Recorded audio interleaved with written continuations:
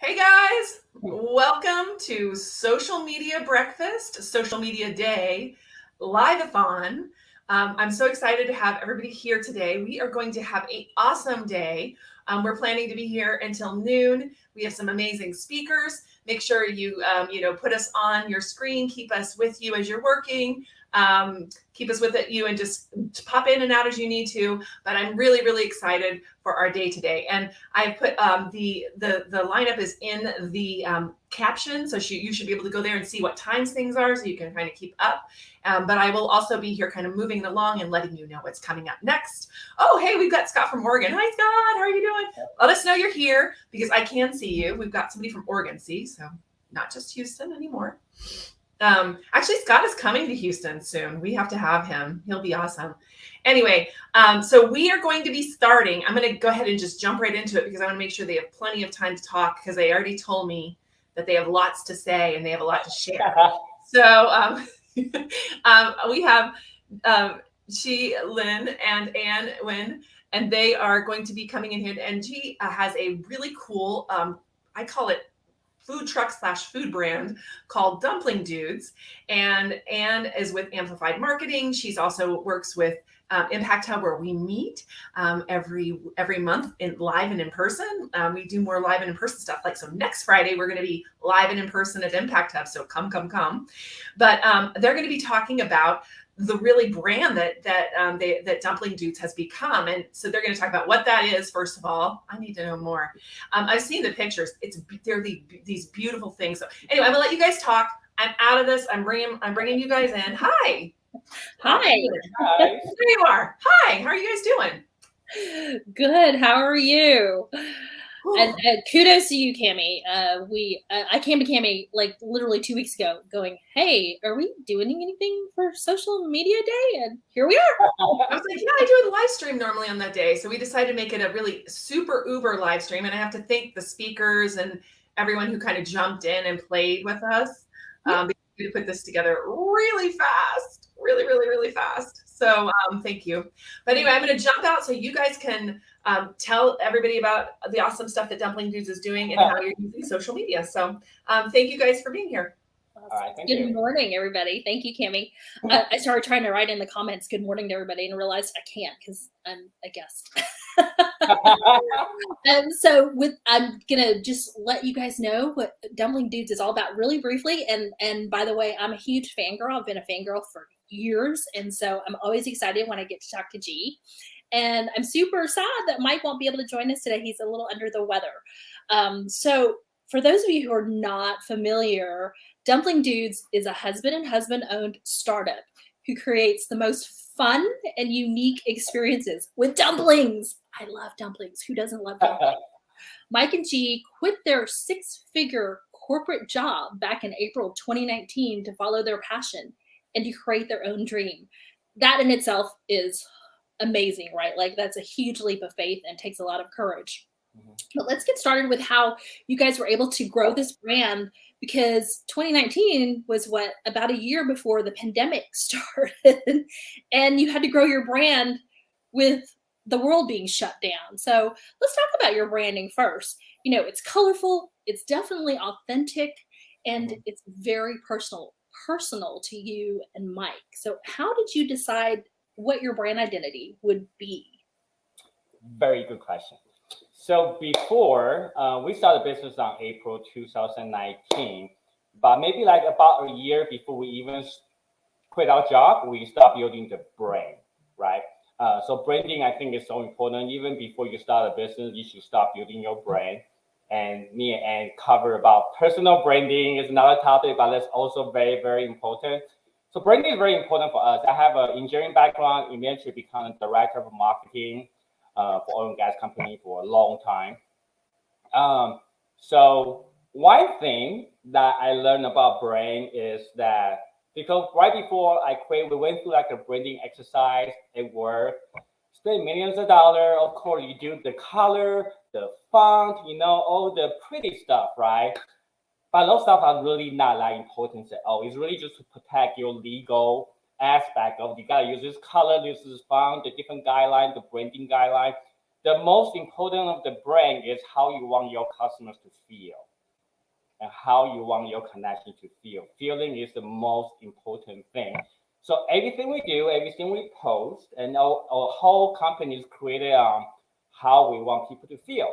And we want people to feel excited. We want people to feel inspired. We want people to feel like they're included. We want people to feel relatable. And that is the feeling when we first created Dumpling Dude, the color, the shape, everything. That's the goal that we're actually reaching out for, is to make people feel comfortable. And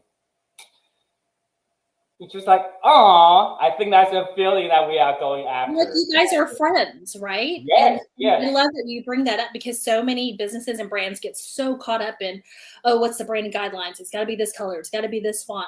And while those things are important for consistency, what you mentioned is at the heart of everything. It's how the brand makes you feel, how you make your tribe feel, right? Like, we're going to talk about how you build this tribe. And I love that, because it is truly part of your brand. It's how you make folks feel. Your beautiful dumplings, how do the beautiful dumplings make people feel? Like I said, I was already a fangirl, and that was the feeling I got from your brand. Now, part of your brand also is vulnerability, and it's a very integral part of your brand. So share with everyone how, important it is to your brand, but also why don't be afraid to do this. Vulnerability is interesting topic. It's definitely one of my favorite topics to talk about. If you don't know what it is, definitely Google Brene Brown, which is from Houston. She worked in the University of Houston. She had a lot of podcast books that talk about vulnerability, but it definitely changed my life for a couple of years now. So being vulnerable, I think I came from an organization when I was marketing director that being vulnerable is a weakness. Okay. So if you a lot of people on here is on LinkedIn, whenever you do your product post, or you have a new product coming out, a new service coming out, you go through people's marketing speech, you go through their spiel, it's always about success. So on this company, we have great engineers, we come up with this great product, have the global services, and we are so good because we have world quality, and it's all about the success. But in reality, that doesn't ever happen. I mean, I was an engineer for a long time and become marketing director. To have a new product, you probably have failed 10 times before you get to the product. And nobody want to share the failing story because they think it's a weakness. But in reality, sharing how you feel and how you fail, and sharing that how you overcome your fall, and how you get up again and try it again and again. Like, I will buy a product if you tell me the engineer tried 10 times before they get there. I feel that's a lot more relatable to me than you just have a badass engineering team that just did it right the first time. So I really think vulnerability is about just sharing when you struggle, sharing when you feel uncomfortable, and sharing when you having the courage to have that difficult conversation is very, very important for the brand level and for a personal branding level too. No, I love that. Who doesn't love Brene Brown, right? But I love the shift in thinking that vulnerability is not a weakness. And you're right, as entrepreneurs and business owners, I mean, that line to success is not a straight line. It's got its ups, its downs, its peaks, its valleys. And the fact that you are comfortable with sharing your vulnerability, your successes, and your failures, right? And your mistakes, your errors help others. And so I really, truly love that. But also, it speaks to how authentic your brand is, how authentic Dumpling Dudes and your own personal brand are. So, so speaking of showing vulnerability, and how do you do this in your social media content, right? How do you weave these stories that you and Mike have into your social media content and create that wonderful feeling for your tribe? Let me tell you this. So sharing through vulnerability, which we do, is very, very hard to do. Number one, every time we share something that's a little controversial, that creates some difficult conversation, those posts probably take 10 times as long to post than we have this new product coming out, or we have this new thing coming out. It's so hard to do, and a lot of people don't do it because it's so hard to do. It takes a lot out of me when I share something vulnerable. Because the definition of being vulnerability is when you share something, you really don't know what the outcome is going to be. And that itself takes a lot of courage to share, right? So what we do is we look at the time when we struggle, and then we look at the time when we struggle. We want to take a very honest view about ourselves and to talk about why we struggle and how we get up. And sometimes you don't, when you share something, doesn't mean that you have to overcome a challenge already. You could be in the middle of the process, overcome a challenge, and that can become a post too, because that people relate to that. Our goal is, I came from a culture that we only share success. We never share our struggle. We never share anything that makes us look weak. And I've been condemned when I'm trying to do anything vulnerability. They say that is not going to work for marketing. And people tell me that you will never be successful if you share how you fail, you share your weakness. And then I want to prove them wrong. So we definitely embrace vulnerability from day one. And in the last 3 years, we have more following, we have more news article, podcasts than my previous company ever did. So sharing about how you feel does work, and also you want to be able to make a difference too, right? When you share something, you want to not, it's think about outside of you. When you share your struggle, you're not just telling your story, but you telling people that they're not alone. There are other entrepreneurs out there, they get stuck at work, they didn't know what to do and fail. There are other minorities out there, for example, they get stuck at work, they didn't know what to do. It is about storytelling and sharing what you go through. I think that make a big difference.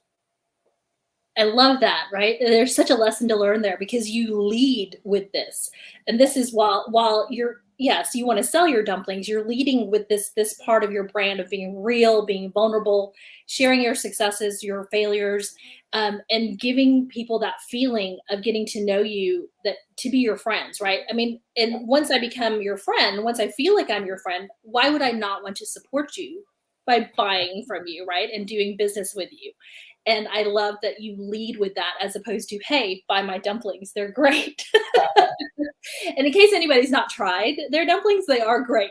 But just following their brand, if you follow Dumpling Dudes on their social media, you will definitely see what Chih is talking about here. And that has always drawn him to me. Now, you also mentioned your brand isn't for everybody. And so for those out there, don't be afraid. You are not everybody's cup of tea. You're not everybody's dumpling. But you will find that tribe that truly supports you. And you're right, you're the correct people who are following you, right? And I know correct is probably the wrong word. So you shared quite a bit already about different best practices for how to share on social media. Right. Because when do we eat? If you're in Houston, we should have a dumpling making experience with Mike and Chih. So definitely. So what are some other best practices that you can share? You've already shared that be authentic, be real. We say that, and these are such buzzwords, but you guys truly live it, right? Like you said, you are creating quality content. You think about what you want to say, and then really put some intention and purpose into it. So what are some other best practices that you could share with other brands who feel like, oh, how am I going to get attention on social media? If you want to please everybody, you please nobody. I think that's one thing I learned very, very quickly. There's no way you can please everybody. I mean, you don't love all your friends. I mean, a lot of us don't even love all of our family, But you do love the one they love you, and then you hang out with them. Those are the one you comment on Facebook, the one that you call. Having a business is like that, right? And then if you just being yourself, show you what you believe in, stand up for what's good, do good, go outside of yourself, have a why outside of yourself. That's very, very powerful. You're going to attract the people they want to follow you. You're going to attract the people that want to buy from you, and you're going to make new friends. We have made so many friends, including since we started Dumpling Dude. I think fear is the number one most important thing that people have. I mean, I have fears too. People look at us and say, oh, you guys must just don't give a crap. Like, you guys just post whatever you want to post. But every time I post, I still have fears, and I still have the fear. I have imposter syndrome myself too, even though we've been around for a little while now. So yeah, just have the courage to share, and then storytelling is also very important. Tell your story. The most thing people always ask me this. So yes, you struggle, you have story to tell, but I don't have any story to tell, and I can tell you that everybody has story to tell. right? There's no way you are happy all the time. There's no way you just live your best life every day. I mean, there are going to be times you run into issues at work. There'll be times you struggle with dealing with people. There'll be times you're struggling with family.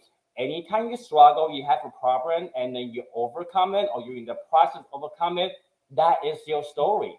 So take inspiration from yourself and from your problem and your issues, right? And personal brand is very, very important. For business, it's the same way. All the great businesses are solving problems. So if you're solving problems for somebody, you have a story to tell and you can do it. Exactly. You heard it right there. Your business is there to solve a problem or meet a need of some sort, right? And Yeah. everybody has got a story. And you're right. And fear is what holds many brands back. Fear of like, oh, we've got to be liked by everybody. And we've already mentioned you don't have to be liked by everybody. I love what you said.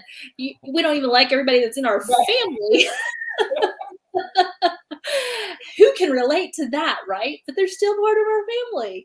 So get over your fear and tell your stories. And I love that. I mean, we keep talking about storytelling is so important, but fear is what keeps everybody, probably stops everybody from being that vulnerable and sharing those true stories. I also love how giving back is very important to your brand. And I know you had a huge campaign this month for Pride Month. So would you share a little bit about it? Since today is the end of it, the last day of Pride Month, but what we still support the community throughout the year. And give us, is there any way for us to continue to support this cause of yours? So ever since day one, when we quit our job, we make no money. Actually, we didn't make any money for 2 years. We decided to donate 50% of some kind of initiative for our net proceeds to Montreal Center, which they support LGBTQ homeless youth, and also they had the first LGBTQ senior center they have in the U.S. Very important cause to us. It's very important to have something outside of yourself and to support and to help other people. We definitely want to support LGBTQ homeless youth, because we both do have family. They don't support us, and Mike was left the family when he was younger too, because he didn't have the love and support from the family too. It's a very truly conversation with him. There are people out there that need help, and there are people out there that the way you love your child, the way your parents love you, and imagine you thought your parents always loved you, you turn you're gay, and they think you are the most evil person in the world, and then they kick you out, and you are 13, 14, and you have no places to go. In fact, 50% of the homeless youth out there are LGBTQ kids. So there are a lot of people out there just not able to feel love.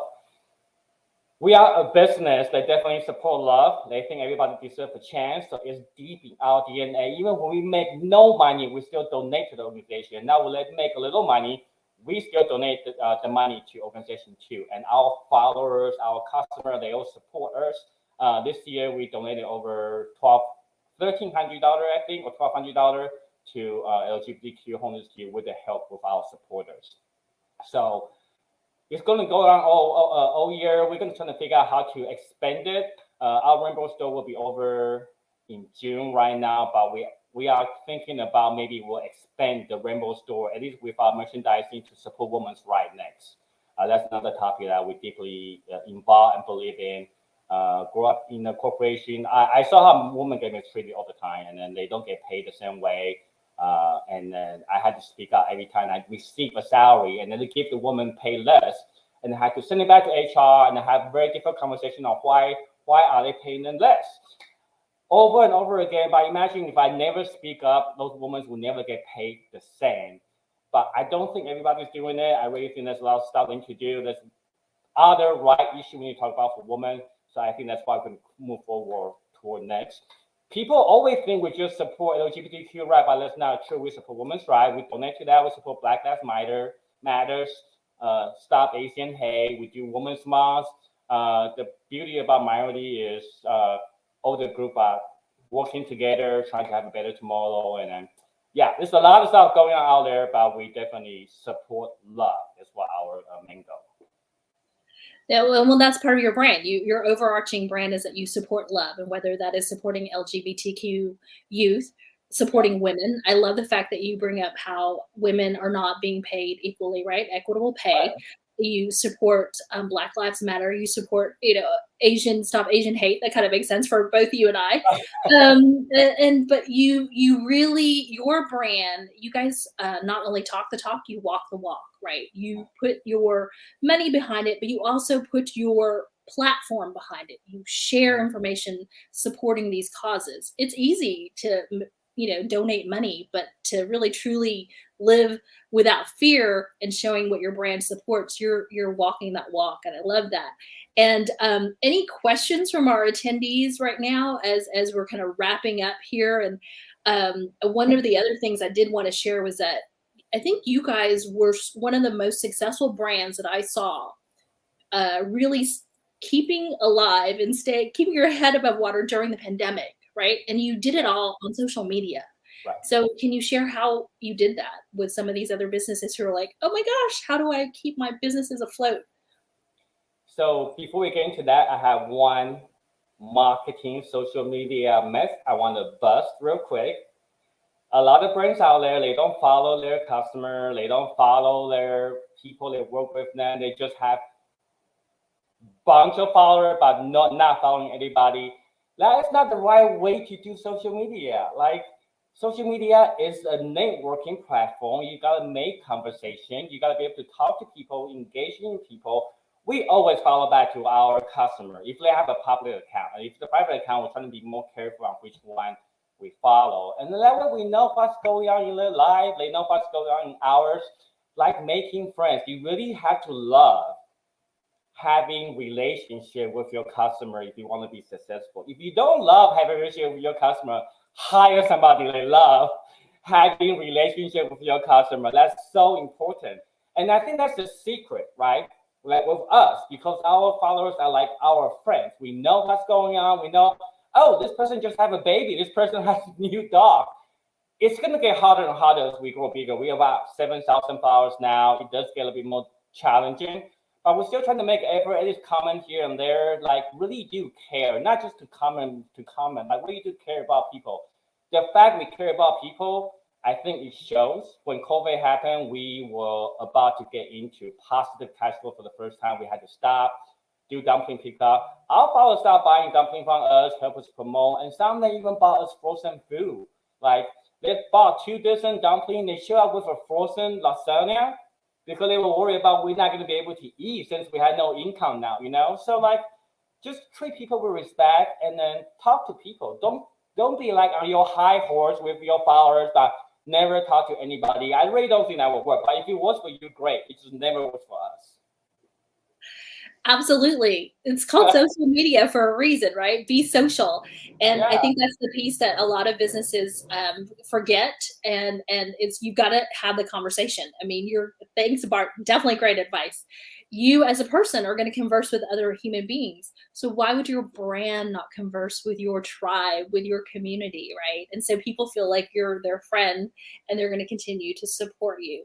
And definitely Chih and Mike, if you show up to pick up dumplings, you can stand there and have a conversation with them forever, right? Like, wait, I gotta go. But I absolutely love that about your brand. So as I mentioned, I think we're wrapping up. We got our 5-minute warning a little bit ago from Katie.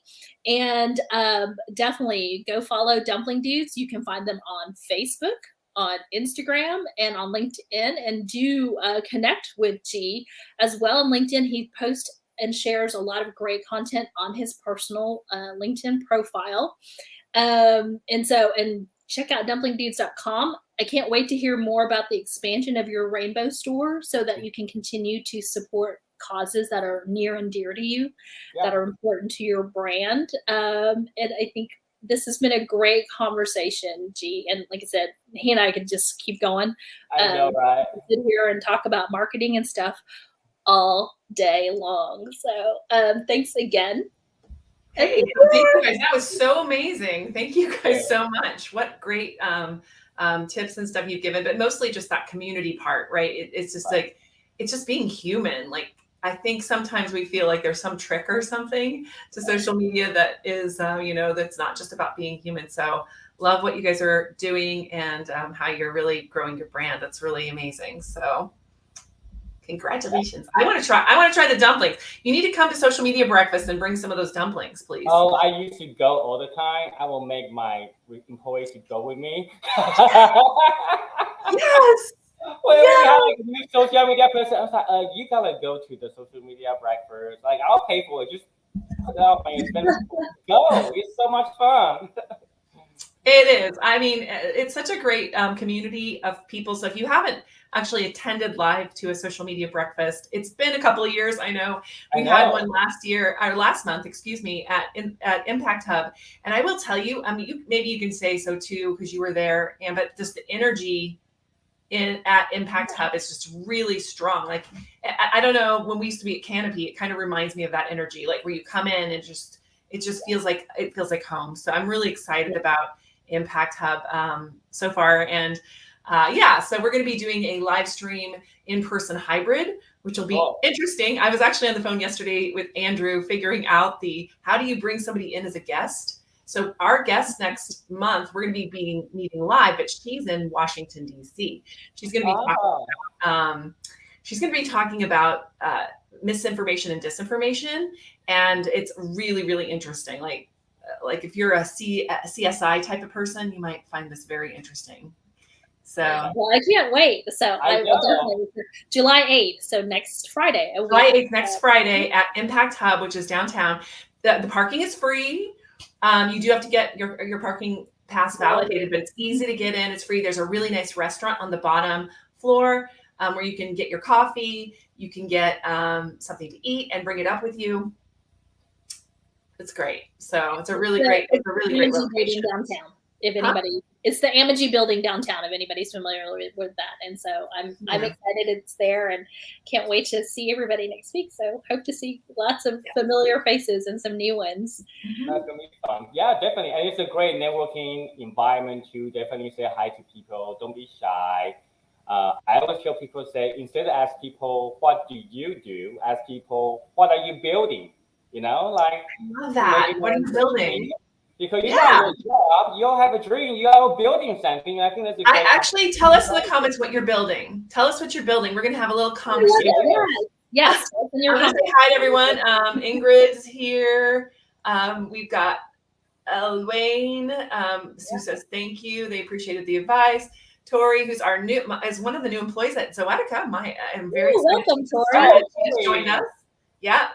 I really love that Tori's here. Ozil is here. Hey, Ozil, how you doing, man? Talk with your people. I love that. Yes. You saw Bart in here. I wanted to tell you. Oh, well, you saw Nick saying he wanted to eat. I want to eat. Oh, hey, we had somebody from Chelsea from the Richmond, Virginia PIO. Wow. Hi. Wow, that's awesome. Also here from Houston, Wayne. Joe is here. Hopefully I've gotten all of you guys. Tracy, I think I already got everybody above that. So hello. Thank you for hanging out with us on Social Media Day. Who else is here? Yes, he's from Bangkok. Yes. That's right. He's in Bangkok. Nick always gets the award for furthest. Yeah. He gets the award for tuning in from the farthest away. Yeah, he's a regular, and he used to live here in Houston too. Randy is building a cannabis skincare empire. Love it. Cool. Oh, I like that. That sounds interesting. A lot of potential there. So anybody else building something? Tell us and we'll put it up. So anyway, I'm next anyway. So I'm only running over my own self. So it's all right. Thanks for joining us, Chih. I'm so glad I got to have the conversation with you. Thank you. Oh, hey, where does your food truck go? We actually, I'll go real quick. So you have to know your differentiator when you start a business. We spent 6 months figuring out a differentiator about how we can do different instead of how we can do better. Very, very important when we start a business. Our differentiator is we don't have a food truck. We don't have a physical store. We're actually pretty mobile. We do mostly our teaching classes, dumpling making classes. We talk about any kind of topic. We talk about branding, personal branding, diversity, and corporate offices. So we can do it at your offices. We do remote team building, and we also do work with the local venue because we want to support local venue like Serrano's, Chapman and Kirby, Eureka Heights, Walking Dead to host events. So we are 100% mobile. But the key point is know your differentiator. That's the most important thing for your business. Know your Because differentiator. Yeah. That's awesome. I totally agree with that. Like what makes you special? Absolutely. And we're going to actually talk about that. Yes. I know you just brought up, because here I am. I'm going to be talking about, here I've got my little crawl. I forgot to give the crawl here. But next up, we are going to be talking about 4 counterintuitive social media secrets. And believe me, some of this is in there too. So you kind of like set me up, Chih. Thank you. You're so good. All right, guys, I will take you out so I can start this. And yeah, here we go. Aren't they great? It's so awesome to have like all these different kinds of people that can talk about like their experiences and what they're actually doing. I love that. I love that for social media breakfast, especially, that's what we really focus on. We focus on people who are doing things out instead of just talking about things, right? I feel like that's really, really important for speakers and for what we do. So anyway, I am going to share my 4 counterintuitive secrets for building your social media. And I think that this is the thing that people don't ever, I say it's counterintuitive because it kind of is. So I love my my little house. You'll see it in a minute, it'll pop up. So yeah, this is my little 4 intuitive counterintuitive secrets. And it really turns everything on its head from what people usually talk about in social media. I know more and more people are starting to understand these secrets, but I just want to get them out to you.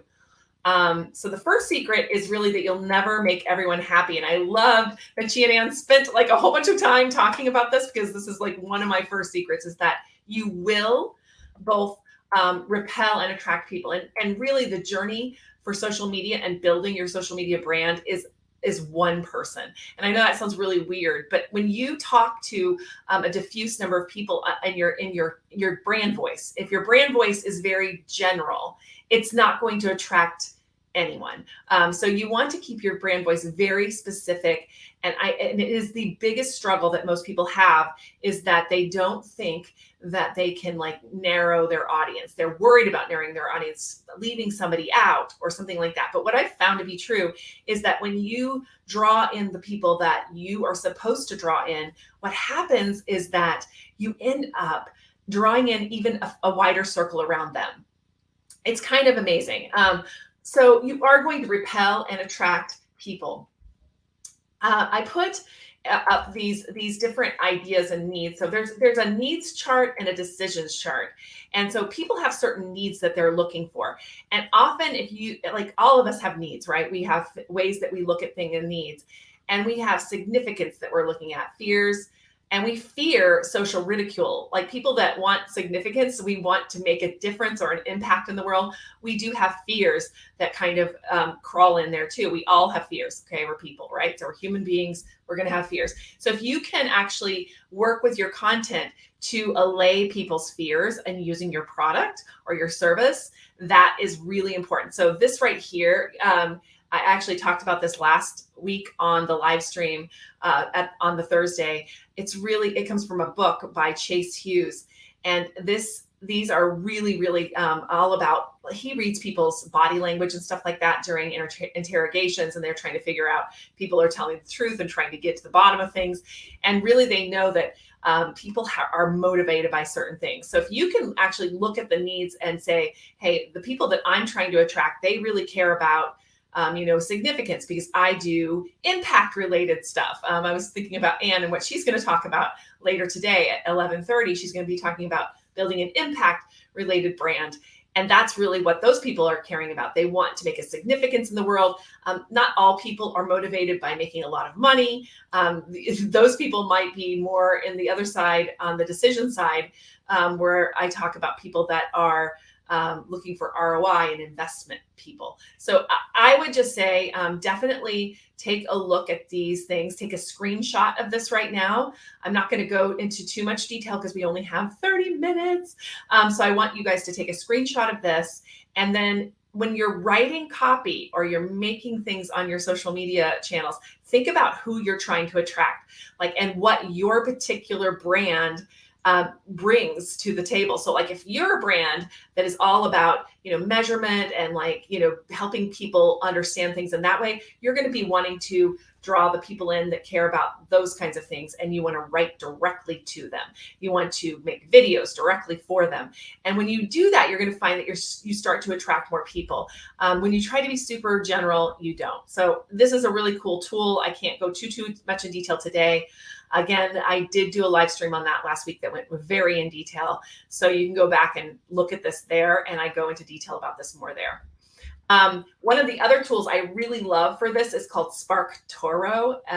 And it is an amazing tool, SparkToro, SparkToro.com. And what's great about this tool is they let you do 5 searches per month on a specific, topic. And so like if I say social media manager, for example, in there, it will pull up of the demographics of people who are talking about that. It will pull up what podcasts you can find them on, what YouTube channels, all of this stuff. They have a paid plan too, but you can do 5 searches for free every month. And I highly recommend that from the research side of things, that you get very granular about what are the people that I am trying to attract listening to. Where are they hanging out? What do they care about? Like, who are they? And they'll give you some hidden gems too, like they listen to this podcast and not many people know that. So you can then do things like try to get on that podcast or sponsor it, or, make sure that you are showing up where the people you care about are showing up. So SparkToro is an amazing, amazing, amazing tool. I highly recommend that you look into that. Okay. So moving on from that. I just opened SparkToro for myself, is secret number 2. This one is one that I think a lot of people don't realize, because I think in social media, we are always like, hey, how many more followers can I get? How much bigger can I get? The truth is that you kind of need to go small to go big. You need a posse. You need a group. You need a group of people that are ride or die, I guess is the best way to put it.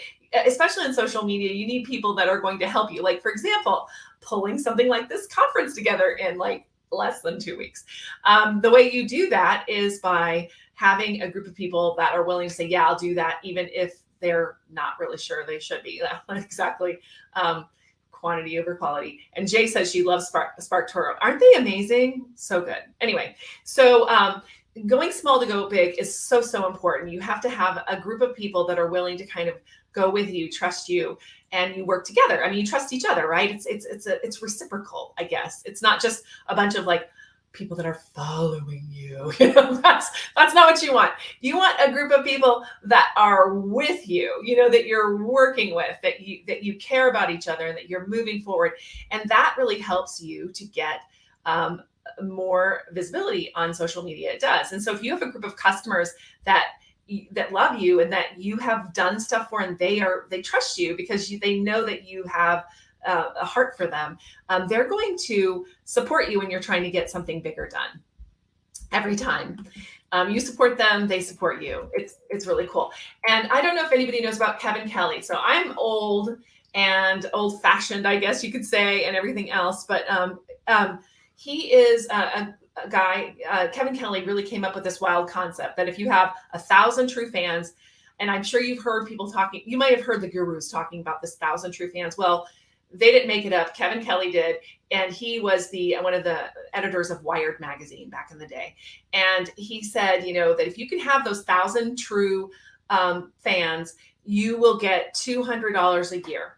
That would pay you $200 a year to work with you, that you can make a decent living. And I love that because, it's not about being a million jillionaire. It's about actually being able to do what you need to do and help people. And somebody asked what secret number 1 was. So if somebody can fill her in on what that was, but I will go back and go over them again at the end. Don't worry about it if you're worried. Yeah. So go small to go big is so, so important. And I love the idea that you don't really need that many people to make things happen. If you want to grow a big empire, I get it. Okay. So you're going to need more than 1,000 true fans, but it starts with this 1,000 true fans.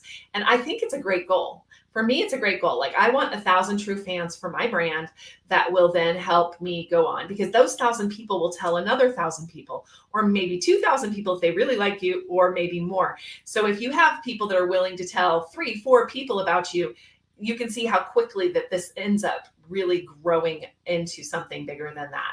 So very, very exciting that you think about it that way. It makes it really eminently doable. So one of the ways that you can do that is you can start today. So I'm going to give you one of my tools that I love to use, and I teach it to my students and I teach it to my clients.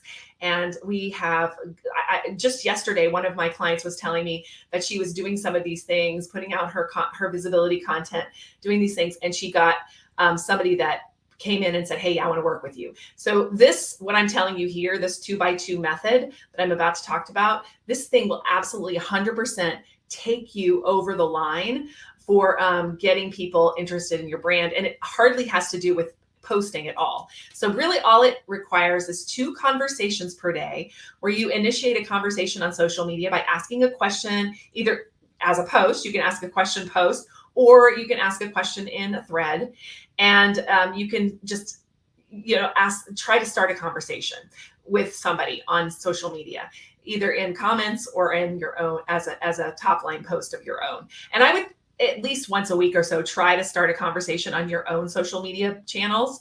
That would be really good. And P.S., I'm going to go back and say this.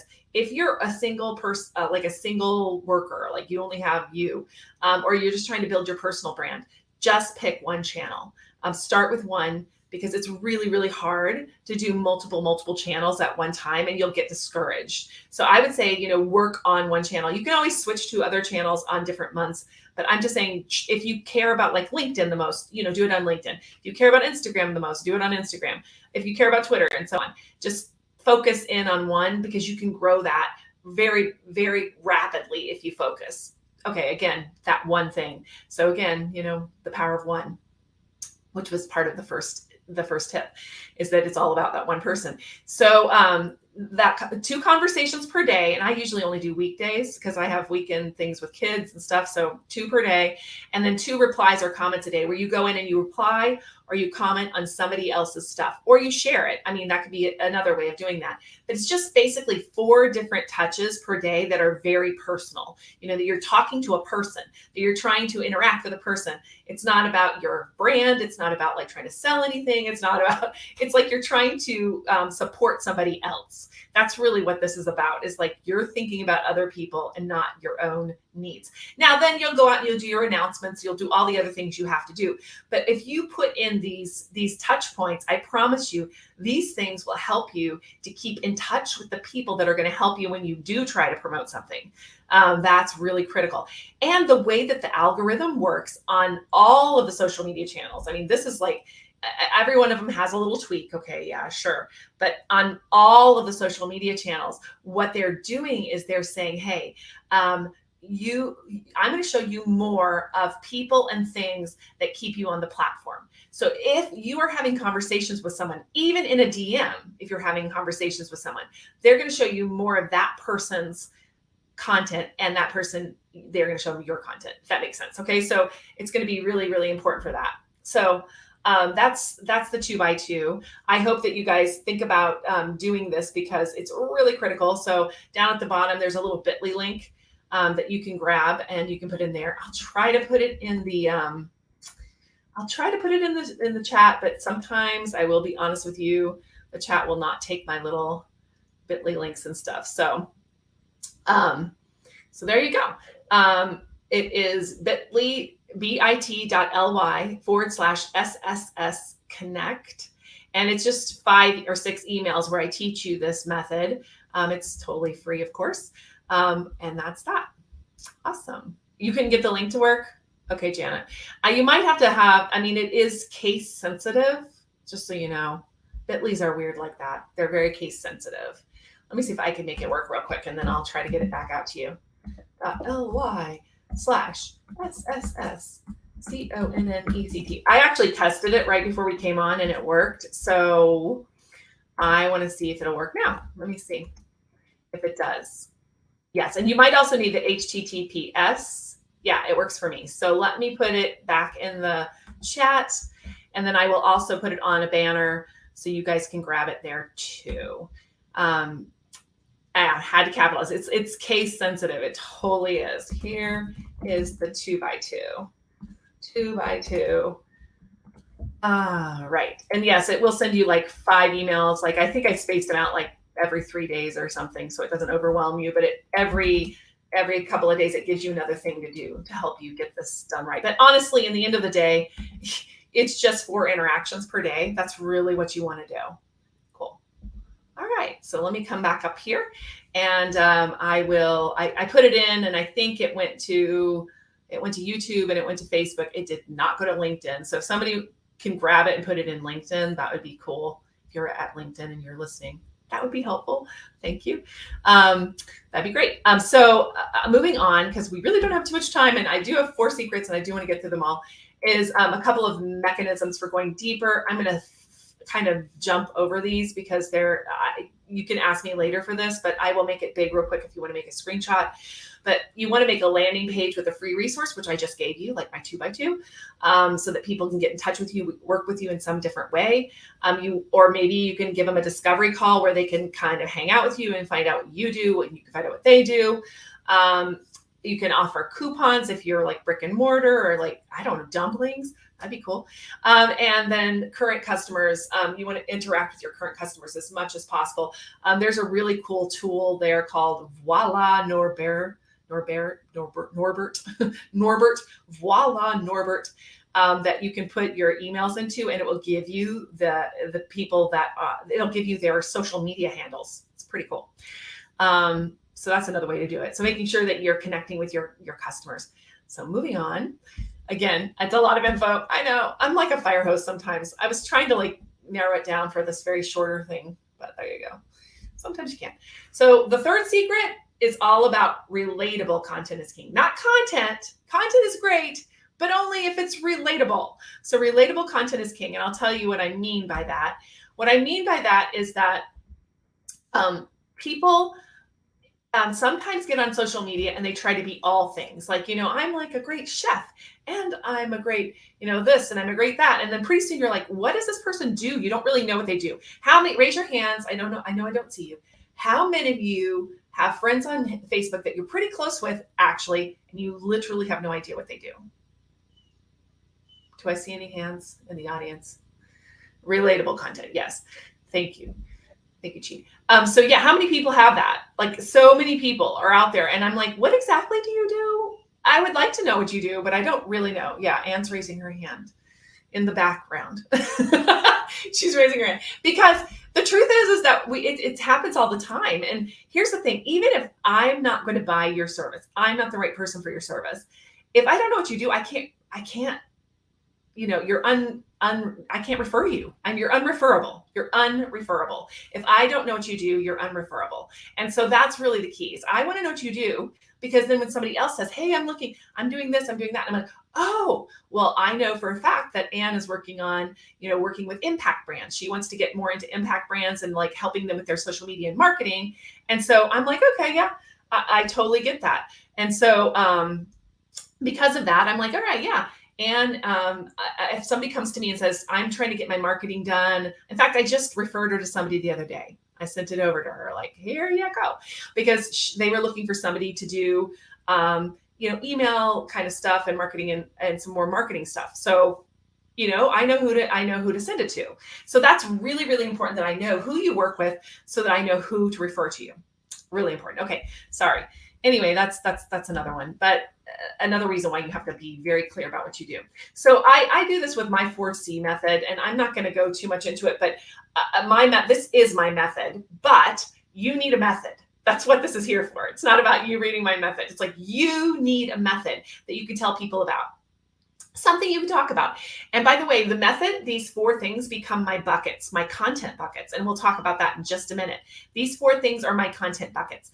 Pretty much everything I do will be revolving around these buckets. Clarity is really about strategy. Connect is really about people. I just showed you my 2x2 connect. It's about, how do you connect with your audience? Creating is about creating content and tips and tricks and all kinds of stuff for how to do that. And then calibrating is all about measurement and how you measure things and how do you know if they're effective or not. And then pretty much that's what I talk about almost all the time.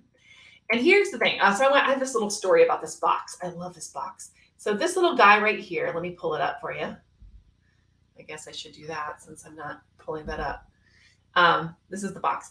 So, and I think I didn't show you my little 4 things, but here they are. Here's my little method. I'm sorry. I was realizing I wasn't showing that. This is my little method. Those are the 4 buckets I was telling you about. So I want to tell you about this little fuzzy guy in the box. So if I came to you with a box like this, and I opened it just a little bit and it was dark in there, and you said, hey, just reach your hand in there and there's a surprise for you. And I was a stranger on the street, would you put your hand in the box? Tell me yes or no in the comments. Would you put your hand in the box to get the treat? I don't know. I mean, I wouldn't do it. I don't know. Yeah, what's in the box? No, exactly. You're not going to do it. But if I came to you and I put out this tray, and I was, like just, in a party, and I was standing there with this tray, would you take something from the tray? Would you take something from the tray? I like that. Yeah, most people said no. If it's a free gas card, says Chih. Yeah, I know right now, you do anything for gas right now, right? Especially if you have I'm sure if you have like a food truck, you do anything for gas, I would think. It's expensive right now. So yeah, and then so everybody's like, yes, yum. I mean, you may not if you don't like cheese and crackers. I get that too. That may be true. But the key is for you as a person who's offering things to people, you need to be clear about what you offer so that they'll put their hand in the box. You know what I'm saying? They need to know what you do. And so I don't know why people are super shy about this, but they're either shy about sharing or they're worried about like narrowing it down and like cutting it off. And whatever you talk about today, believe me, it can change over time. I used to only talk about social media measurement. Like that's what I was known for, social media measurement, which is great. I still talk about social media, but now I talk about a whole process, right? And so you can change over time. It's like you're not, just because you're, kind of putting a line in the sand right now doesn't mean you can't change later. All right, cool. So I call it the bucket system or whatever you want to call it. For me, it's like these 3 buckets, right? In one bucket, you have like your communications. Like for me, it's all about clarity. It's all about connect. It's all about create. I just showed you that in a minute. It's all about, I have a 4th bucket too, but you want to keep it to like 3 to 7, like no more than 7 things that you talk about, and they should be related in some way, like as a system. There should be some sort of system. And then in each of these buckets, what you're going to do is you're going to do these steps, and this is how you can really be visible on social media. Number 1, create some sort of long form content, which could just be a reel now. Like reels are long form now. Gosh, we've gotten to the point where long form is like 30 seconds, right? But you can do a live stream, you can do a blog post, you can do reels, you can do something that you can then build around. I would say even long form is better, like having something on a blog or a website. I know people think that's old fashioned, but that is SEO. That's how people find you when they're searching for you online. Do not underestimate a blog. But then you could take that blog and turn it into a reel, and you could turn it into all of these other things. So step 2 is to turn it into multiple short snippets that you can share and gather leads across all kinds of platforms, email, Twitter, LinkedIn, Instagram, whatever it is you love. You can put it out there, and that's how it's going to work. And then step 3 is just repeat. And so like really, I found that you can get away with 2, maybe 3. I like to do a weekly long form content. I do a live stream, but even like 2 long form pieces of content per month can absolutely completely fill your calendar with all kinds of, extra things. So like a podcast could also be considered long form. Okay. So just think about something that you can do regularly and get it out there and then share it. And that's going to be all you need to do. Like some people just really overthink about what they need to do, but 1 or 2 things is great. That's all you need. Or they're like, yeah, buzzwords. Yes, we do not want buzzwords. So again, so just having those visibility pieces of content, and they fit into those buckets that fit into your system. Do you kind of start to see how the puzzle pieces are coming together? You have this piece of content that kind of starts it all, and it fits in the bucket of your system, whatever your system is that you use. And then you kind of that becomes all of your content. And then the other content is really the 2x2, which is the connections that you make with people. That's it. That's the whole thing. Yes. Definitely, Felicia. think smarter, not harder with creating content. Yes, absolutely. That is it. 100% what I teach. All right, so let me kind of go to number 4 before I run completely out of time, because I have a 5-minute warning, and our next guest is actually in the green room already. So I'm excited about that.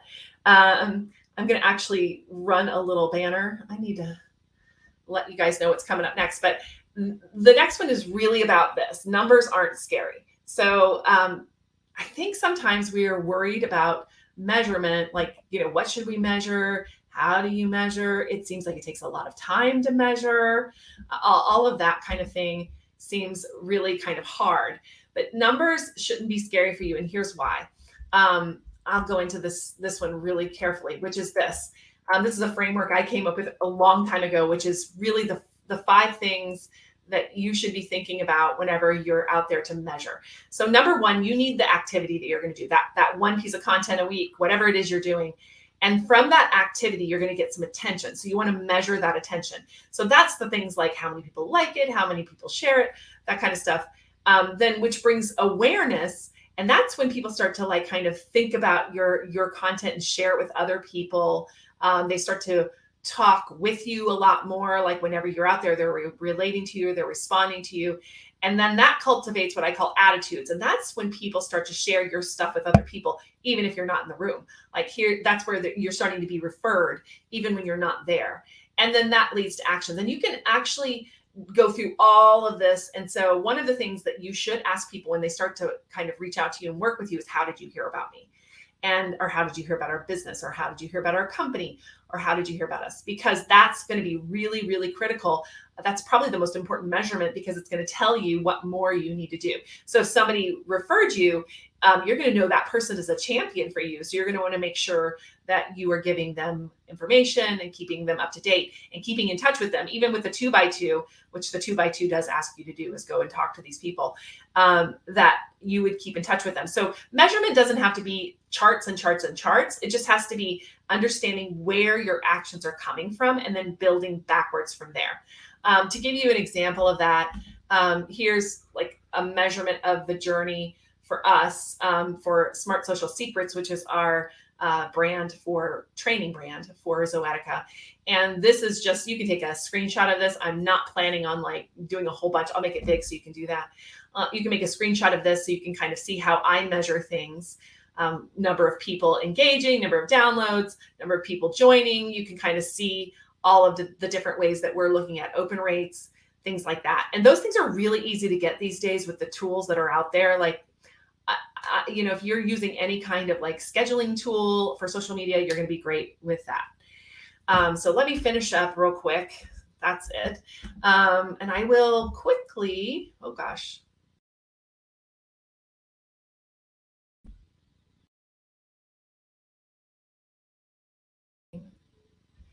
I took myself out of the stream. That was beautiful, right?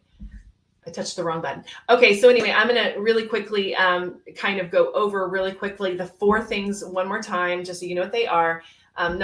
Secret number one is you'll never make everyone happy. You'll never make everyone happy. You won't. You need to focus on one person. You need to really focus in so people know what you do, so you're referable. It's 100% true. You have to really think about the right people for your business. Number 2 is go small to go big.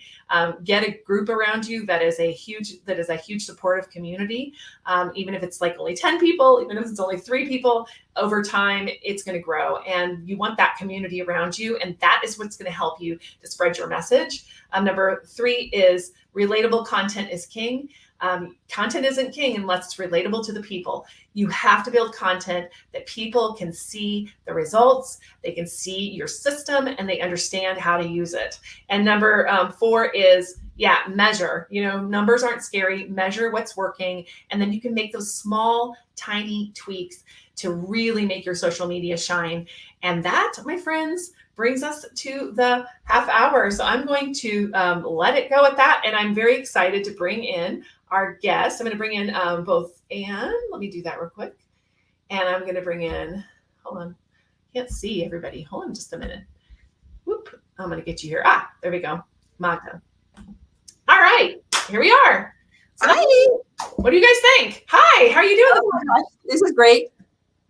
That was awesome, Cami. That definitely kind of, piggybacked off of a lot of what G and I were talking about, right? You're not for everybody. You're not everybody's cup of tea. Don't be afraid to not be everybody's cup of tea. Mm-hmm.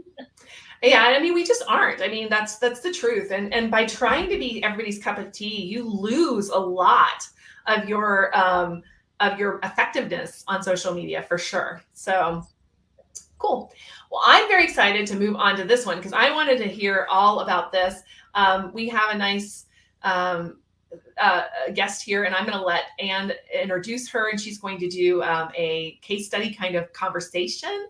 And you guys have done some amazing things at Snap, so I'm really excited to hear what you have to say. So I'm going to excuse myself to the back room to listen. Sound good? Yes, thank you. All right, guys. Thanks, Cami. Hi, everyone. Thanks for continuing to tune in with us. I'm back, and I'm back with one of my favorite people. I love Magda Serrano, who is the donor and development lead from SNAP, which stands for Spay-Neuter Assistance Program.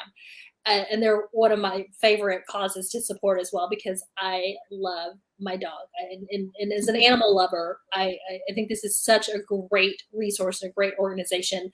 And when we were talking about speakers for today, I immediately thought of Magda because she has done a phenomenal job with utilizing social media over the last few years to really share and spread the message and the stories that are so important to SNAP's mission and gaining more donors and building that community. And so I'm just going to share briefly about SNAP's mission. They exist to prevent the suffering and death of companion animals and to enrich the human-animal bond by providing excellent, accessible, and affordable spay-neuter and veterinary care. So in addition to spay-neutering, there are like annual well checkups and things like that that are also available at their clinics. Now, since 1994, SNAP has focused on high-efficiency spay-neuter with the goal of realizing their vision of a world with no homeless pets. And that's how we help really decrease those numbers, is to make sure that we spay and neuter animals. And over the last 27 years, SNAP has provided almost 750,000 spay-neuter surgeries. That's amazing. Almost 50,000 surgeries, preventing the births of millions of unwanted puppies and kittens. And welcome to the show today, Magda.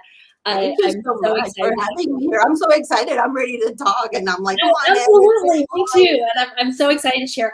And I have a little bit of a bias, if you will. Magda, I helped SNAP with some of their social media.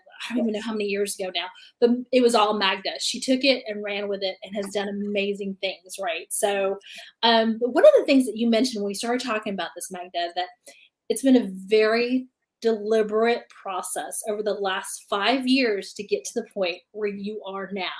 So I wanted to bring that up first because people think that, oh, I'm just going to post stuff on social media and immediately I'm going to get donors. I'm going to have things happen.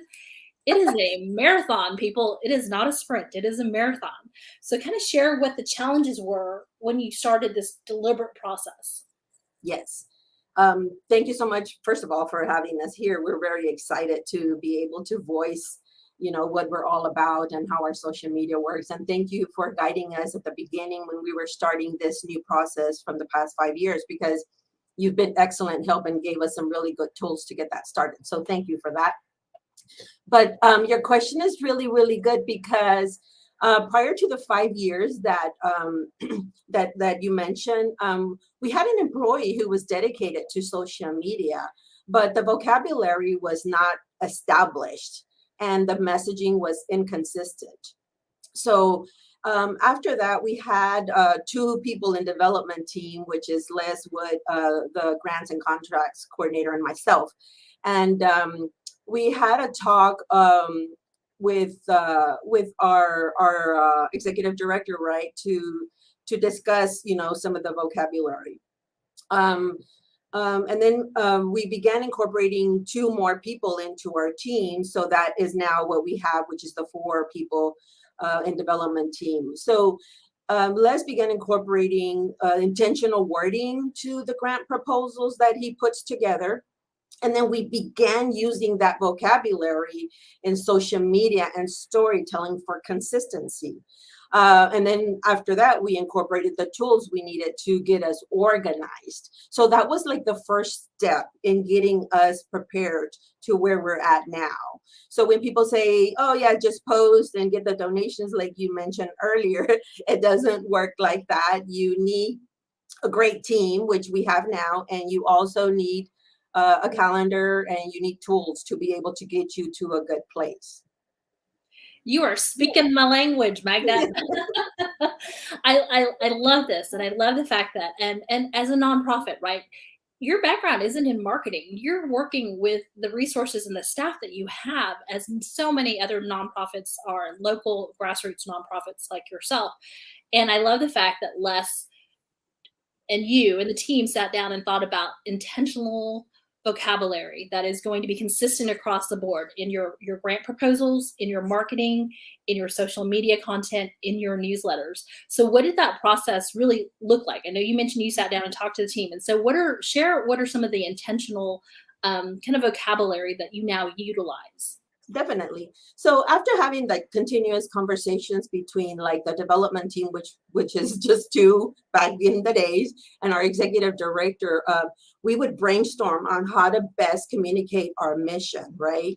And so it happened to where back in 2019, we adopted a new mission statement because of all of the conversations and brainstorming that we were doing. So we then moved on to codify that vocabulary and share it with the entire SNAP team so that we could communicate our mission consistently throughout social media and beyond. And when I say beyond, I mean like clients, funders, animal advocates, to be able to communicate in that way. And then we continue to reassess the vocabulary we use to make the changes needed when we're running out of or moving forward with times, of course. So for example, we do provide affordable spay-neuter and wellness care is one of the words. And then for example, words such as no longer like low cost, because that is also something that confuses people and it's not really established, right? And so words like that are key components to the vocabulary that we use. We're also able to use through grants, through social media, and our storytelling as well. I love that. I really do love that. And you don't have this huge marketing team. Again, you're a nonprofit organization. You are a grassroots nonprofit organization, right? You serve Houston, you serve San Antonio, but you guys sat down and really were intentional about how you wanted your message to come across consistently across everything. And I love that switching that low cost to using affordable. It makes a big difference in my mind, because I think low cost to me kind of connotates probably cheap, right? And affordable is, okay, I can afford it, but it's still quality care, because that's what you guys are all about, is quality care. I really love that. And if you guys who are watching this, if you have some examples of what you've done with your own organizations or brands in intentional and purposeful vocabulary, I'd love to hear some examples as well. So as you mentioned too, storytelling is very important across your channels, right? Social media and your newsletter. How did you go about incorporating that storytelling? What do you do? And I follow them. So you guys really got to go follow them on social media, get on their newsletters, because Magda does a phenomenal job and the team does a phenomenal job of sharing these stories in the newsletters. And I'm sitting there going, yes, I'll donate, take my money, take my money. So I'd love to hear some best practices for other folks about storytelling. Storytelling, I feel, comes really easy to us just because it's an everyday thing here at SNAP. We basically help about 100 plus animal companions a day. So there's going to be plenty of stories within that, right? So what we did is we put a protocol together by emphasizing to our operations team that what we do here every day at SNAP makes like a true difference. Not only for the animal companions, because of course we love our animal companions that come through every day, but for the entire family as well. Because when they leave here, they're tagging they're wagging their tail and, with their family going home being like, oh my God, this was great, thank you for this, and now we're going to be, this really content family.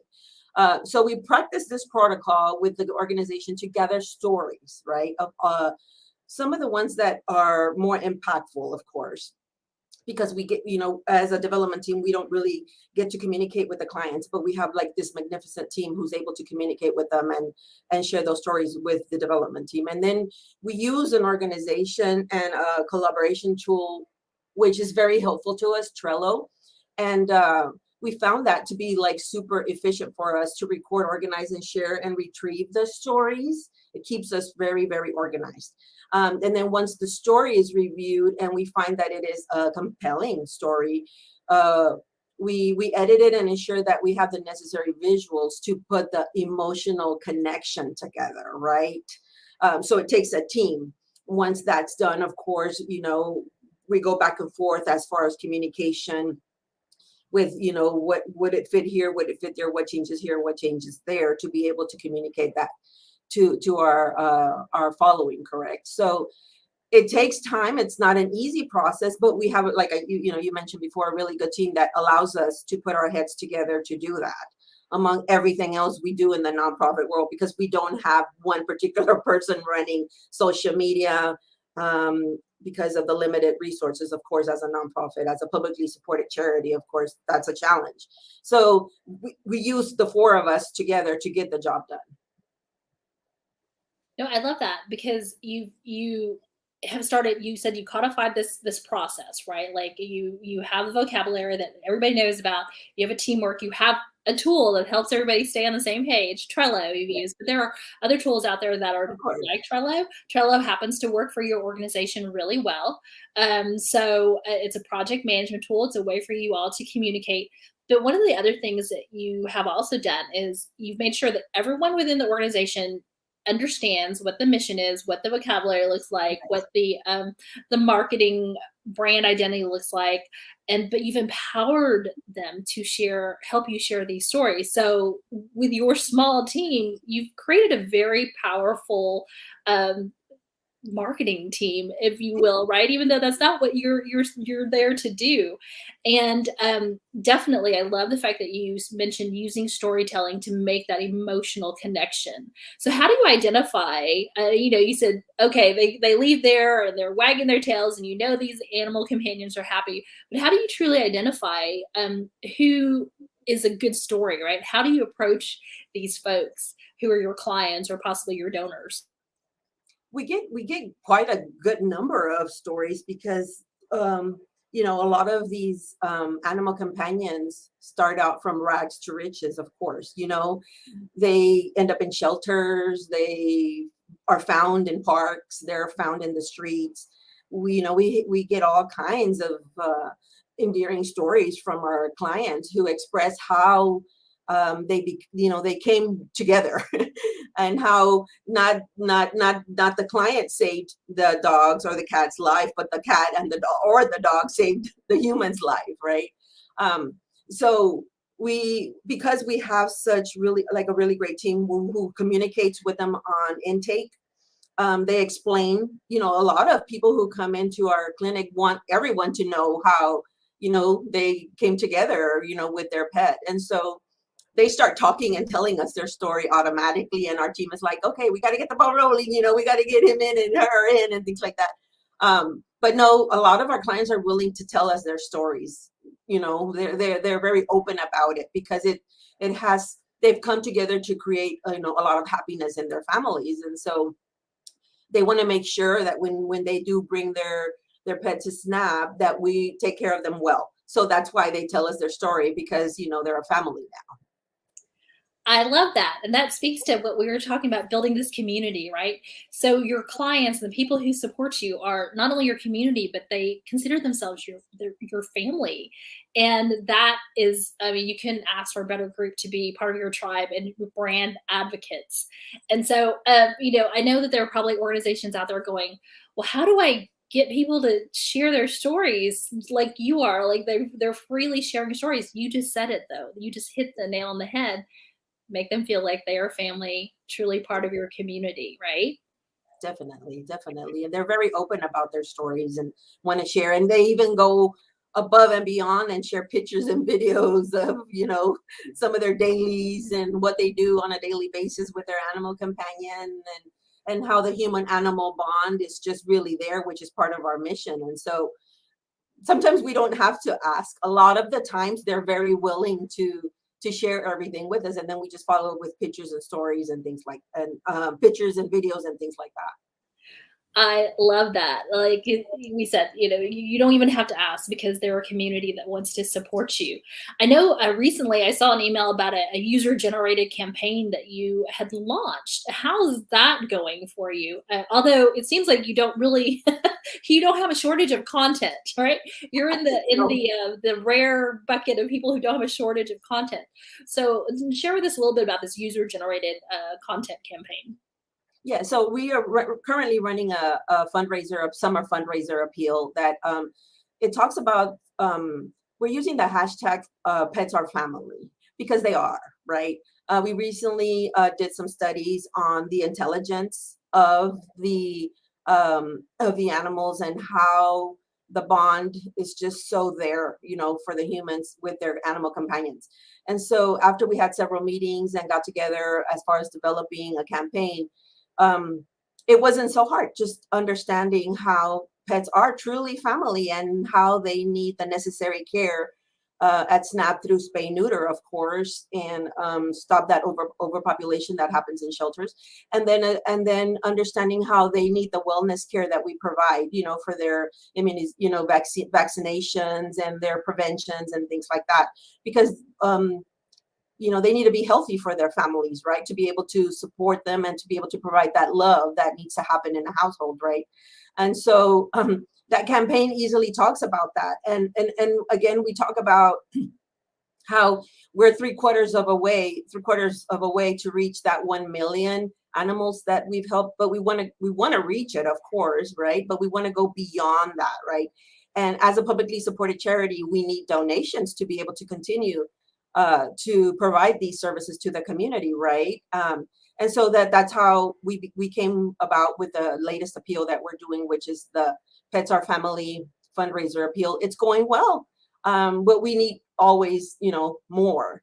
And so our website offers the opportunity for people to go online and donate to support our appeal, so that we can continue helping more animal companions to get their health together, because a lot of them really never even get an opportunity to see a veterinarian, And so a lot of the stories that we also gather is that this would probably be their first time ever getting any sort of vaccinations, right? Because it's not affordable to them in any other place other than SNAP, right? But in order for us to continue to provide these services, we need donations. Oh, absolutely. And one of the things I do appreciate also about your social media content, again, go follow them, guys, Facebook, Instagram, is you're very intentional. You have educational content. You've got an intentional mix in there. It's not all about donate to us all the time. And really, I think you very rarely even specifically say that. And unfortunately, so many nonprofits and other organizations who depend on donations think constantly they've got to put donate to us. But you're gaining those donations because your content is sharing the result of your work. People want to see what your work looks like, right? How you are actually affecting the community.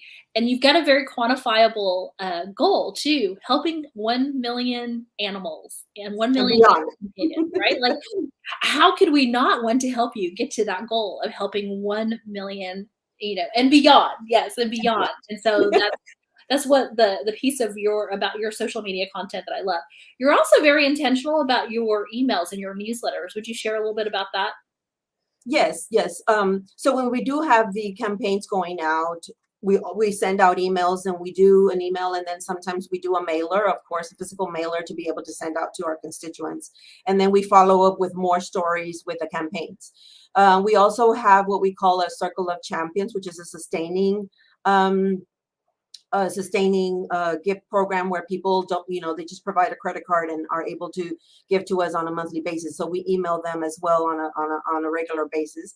But the emails are so fun for us, I feel, I don't know, that's part of some of the fun that I really enjoy the most, is emailing our constituents, sometimes to let them know what's happening within the organization. A lot of times letting them know the stats of where we're at, as far as how many animals we've helped within that month, within that day, within, you know, a certain amount of time, to let them know how SNAP is working, right? We let them know that their donations and the money that is coming in is being put to very good use by our skilled veterinarians and the staff, right? They work really hard. So we really want to be transparent and let our constituents, our followers, know what SNAP is doing on a daily basis with animal companions, to be able to, you know, to accomplish, you know, our mission. Absolutely, because again, we're inundated with emails all day long. And so I love opening your emails because they are fun. I want to see what's going on. And that's the key right there, is making it fun. And it's not all about, hey, we want to, you know, we want more donations all the time. It's still there. That message is still there, but you absolutely show, you know, who it is you serve. Now, we talked a little bit about data. I think Chih mentioned something about data with using hashtags to gather yes, a specific term, right, to or tag it to gather that data. But what data do you look at from your social media content that's important to you? Is it engagement? Is it you know, increase in numbers in your community? What is it that you really look at to help know what's working and what's not? A lot of times, the good thing about social media is that they provide some great analytics. Like social media, I love it, because you just go in there and push a couple of clicks and, you know, click through it, and then you have all this analytics. So we're basically, you know, seeking, you know, who's reading, who's opening through emails and things like that. You know, who's opening, you know, what the excuse me, what, you know, what scares me sometimes too is like how many opt-outs, what people are not liking too. That's also something we look at carefully, because that lets us know that, you know, we're losing interest. So we got to keep our stories somewhat, you know, like you say, you know, joyful, which is something that I like to do, because there's already a lot of damage being done, you know, through animal overpopulation, and how much suffering goes through for the dogs and the cats that are homeless. So we try to provide positivity through what SNAP does, right? Because that way people are understanding that that is the reason why SNAP exists, correct? And so we like to keep it positive with a lot of tail wagging and and smiles and you know, things like that, so that we are able to communicate that to our public, right? But as far as the analytics, we basically look through peak times first. Like, for example, when is peak times for social media to that people are opening, you know, the feed and things like that, and watching what we're doing, which you know, gives us good information as to when the posts happen for us, right? And we also like to provide storytelling through happy endings to see how the community responds, right, for what we're posting, because that's what we're aiming to do, right? Those happy endings for the pet and the family. But as far as analytics, I think we look at everything, and to be honest, we don't particularly look at one thing, because there's so much data coming at us that there's some features that allow us to stay positive as to what we're doing. And then there's a lot of positivity that we're like, okay, this is where we want to aim at and keep going. And then the negativity is what we want to stop doing. So we basically look at a lot of our data, to be honest, and study it a little more to figure out where we're going. Nope, I love that. And then my G, actually, it says Michael G, but he asked, do you respond to negative messages? And if so, what's your process? Yes, we definitely do respond to negative messages, because some people are very angry. Sometimes it's like overwhelming, but yes, we do.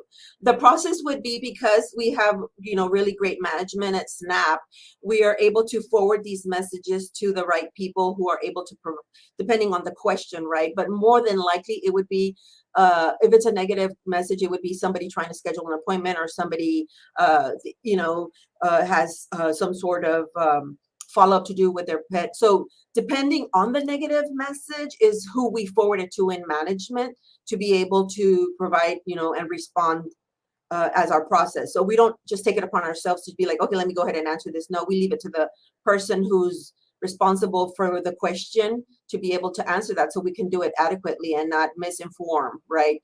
The negative messaging. Sometimes it scales all the way up to the executive director so that she can handle it directly herself and make the person feel, comfortable with the questions. But there's a process, and that is how we go about first management, and then we go above that if it's necessary.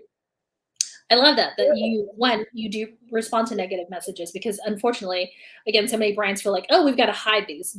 That's the biggest mistake, right? No. Don't hide, barring, if there's a threat or there's absolute just profanity, you really do need to go ahead and respond. And I love the process you have is get it up to management and further, and the appropriate person or party responds to that negative message in order to not misinform, but also resolve that problem. Because unfortunately, so many times you may find that there's a general like, okay, we heard you, but that still doesn't resolve their issue. And so you end up with an unhappy person. So I love that process.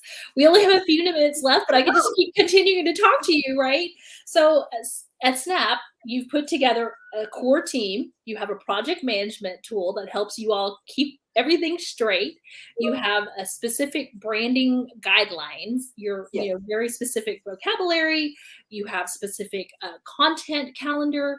You look at, and I love the fact that you said that you are worried about the opt-outs on your emails, right? Well, because that tells you, one, okay, your content may not be resonating with these folks. Correct. But it also helps you kind of whittle it down to the people who really are meaningful to you as well, too. But I do love the fact that you mentioned email again, because while I love social media, and you've heard Cammie say and others, social media is rented land. And if Facebook were to go away tomorrow, what would you be left with? How would you communicate with your community, your tribe, if you didn't have them in your email database? So that's a very important tool as well. So with the last couple of minutes we have, what are some other tools that you've utilized that are really important to your social media and marketing efforts?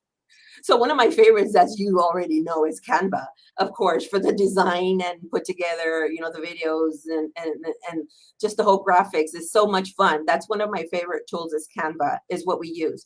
Because we are such a small team, we divide social media amongst our team. So one person handles Twitter, the other person handles Instagram. I handle, for example, Facebook and YouTube, and then we have, Les handling LinkedIn and things like that. So then we come together. So we are sometimes the tool that we use to be able to put social media together, but at the same time, we stick to Trello and we stick to Canva to put all of that together. I love it. And Canva, by the way, y'all, is free for nonprofits. Yes. You just have to apply. And then you're able to have, a certain number of people on the team as well as part of the Canva team. So it's more than just one user. But teamwork truly is what makes the dream work in your case, right? And I think a lot of smaller organizations can learn a lot from you. And in that process is really finding the people who are dedicated to helping with those duties or responsibilities, because again, you don't have a huge marketing team here. You're all wearing many hats and utilizing the tools to help you do so. Anybody have any additional questions who are out there tuning in for us? Because like I said, I just keep talking about what they're doing at Snap. I really, really love what you guys are doing. And I think a lot of other smaller organizations can definitely learn from what you all are doing. And be sure to check them out, snapus.org. Follow their social media, get on the email list. They even have an Amazon wish list as well. So check out the Amazon wish list, make a donation if you are able to, and really help to support the animal companions and their humans. I love that. Thank you so much for the opportunity, Anne. I really enjoyed this. Oh, I loved it. I loved having you on. I loved having you share what's been working for you all. That was great, guys. That was so good. Everybody in the audience, give them a few snaps. I don't know, give a comment like, great job. Let's hype them up. A little hyping going on. I'm going to also bring in Jay right now so we can have like a the Brady Bunch square. I like the Brady Bunch. Right? Yeah. All in the family here. Doing this. Come on. Oh, I love that. There's a comment from someone on LinkedIn. Snap is a personal favorite. I drive all the way from Cornwall. So they're really in the, near the Heights, kind of Heights adjacent area to us. So for them to drive all the way. Thank you so much. Hi, Jay. Look at it's like the changeover. I think we should have like the Foursquare on the changeover just because it's kind of fun to have everybody here for a minute. How are you doing? Oh, look at you looking beautiful, Jay.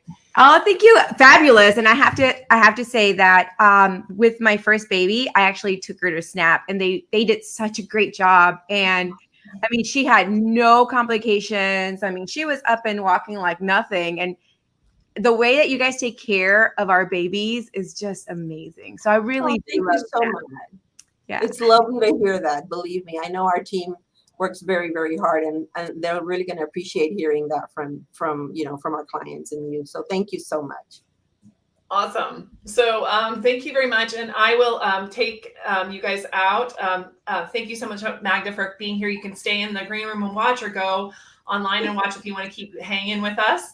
But I'll move you two out for now, and we will get started with chatbots. I mean, oh my gosh, chatbots. Wow. And you have a hype group. Smile Real Talks has been here hyping, waiting for you to come in, Jay, to talk about chatbots. I think it's awesome. So hello, how are you? I'm doing fabulous. I'm going to be part of this crazy, like last minute, put on a social media day live stream. Like, very glad to have you. Very glad to have you. Thank you. I've never used,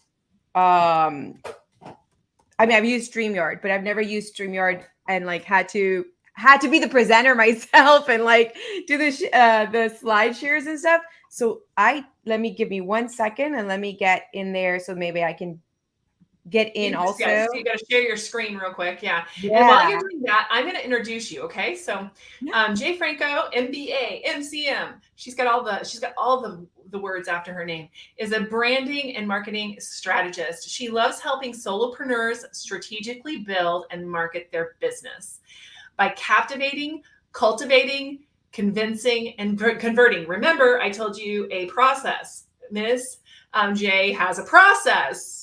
Learn their audience so that they can make more money online. She's the Chief Marketing Officer at Franco Innovative, a media and marketing agency right here in Houston, and also a dear friend of mine, and kind of lives close to me too. So we actually can go to lunch from time to time. It's super fun. Yes. We can do that again soon.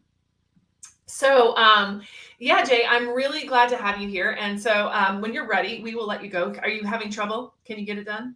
I think I entered the broadcast room, so I think you just need to add me in. I do. Yes. Okay. I do.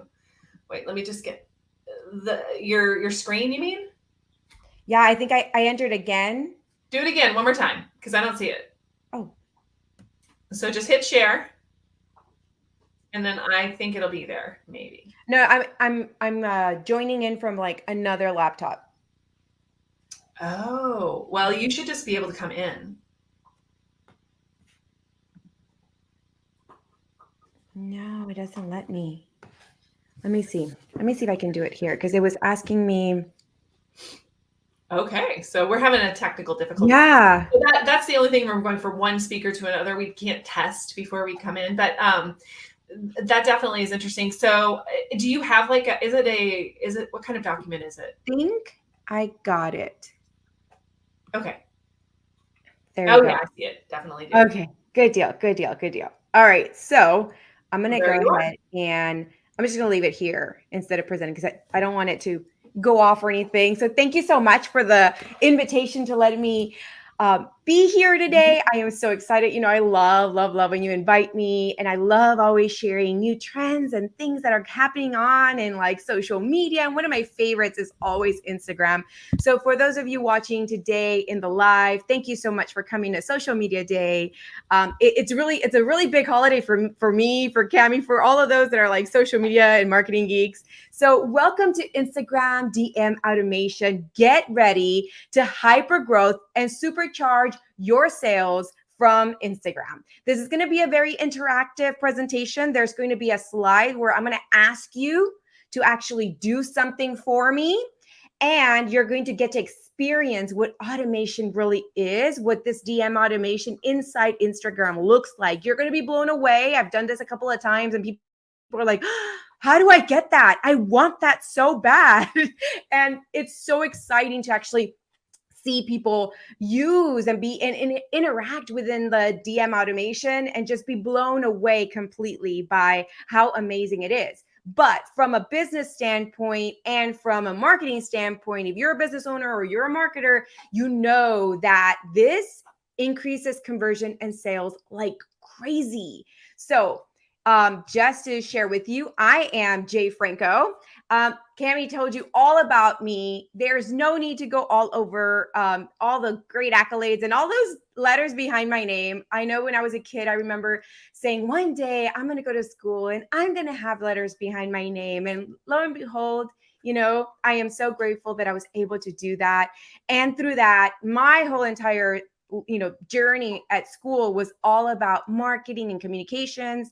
So then naturally, when I finished my first bachelor's, I went into opening up my own agency here in Houston, where we're really focused on helping female coachpreneurs, those are in the coaching industry, in the life, health, and wellness, to really help them build and market a profitable online business. I'm all about making them a profitable social boss from day one.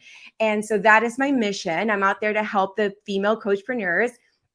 And let's see. I can tell you one more thing. So I'm really excited because last year I got the award for top 100 global influencers in marketing and advertising by Markham.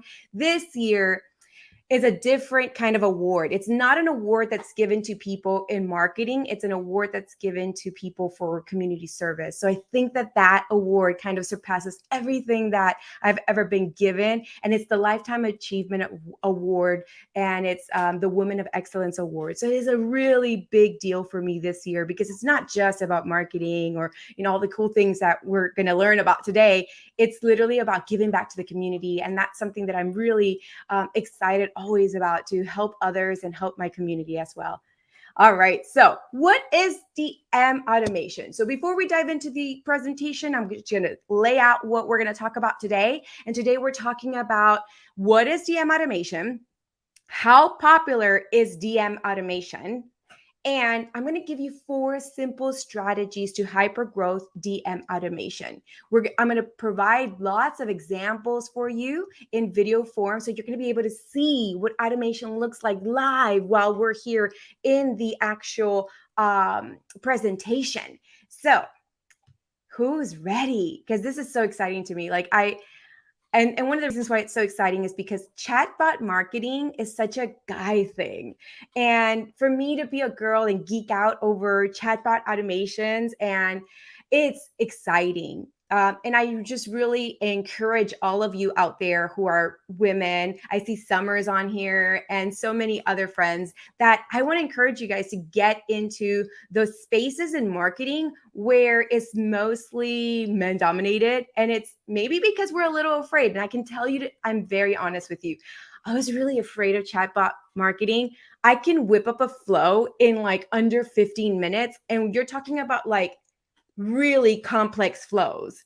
And for simple flows, it'll take me maybe under a minute, like 30 seconds, and whip up a flow. So I'm going to encourage you to really start getting into more of this amazing tool that has been given to us. So what is DM automation?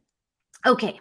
It is a marketing strategy, and it's focused around automating your Instagram DM conversations with the purpose of increasing conversion and sales. So basically, it's literally, you're getting messages on DM right now already. Why not automate the responses or automate the process and making it easier to increase your conversion, your sales? So I'll be demoing exactly how that works today so that you can see it live in person. It's going to be that special slide that I have where you're going to actually get to see it when we do the exercise. So let's go into why DM automation. So DM automation is very new to Instagram. Specifically started maybe about a year and a half ago, 2021, mid 2021, around the April. And I remember jumping in, and like I said, I was a little terrified about chatbot marketing. And I was like, oh man, I couldn't figure out how to do the chatbot marketing for Facebook. It's because I just, you get into this mindset where you're like, I don't want to learn that. It seems complicated. And when I dove in, and especially when it launched for Instagram, I was like, oh, I've got to be all in on this because I can help so many clients automate and increase conversions in sales and really get them the lead gen that they're looking for. And if you didn't know, with email, I'm a big, big fan of email marketing. Email marketing is still one of the best marketing strategies that you can implement into your business. But the open rate and the conversion rate of using automation is beyond your wildest dreams. And one of the reasons why is because not a lot of people are using it. So not only does it increase user engagement, it makes it so easy for the person to get really sucked into your funnel. Like I'm all about getting people into your sales funnel. And this is one of the easiest ways that you can do to get them in there. That is also painless. Like you really don't have to do anything. You can be sleeping and someone can like just open up the DM and try to message you and start one of those automation workflows and get what they need from you, whether it's booking an appointment or your lead or whatever it is that you have available for them. It provides immediate response to customers and your audience. It increases list building. I can tell you that my list increases every time that not only do I share this particular presentation, but it increases all the time using a specific tool within the automation that I'm going to share with you later today.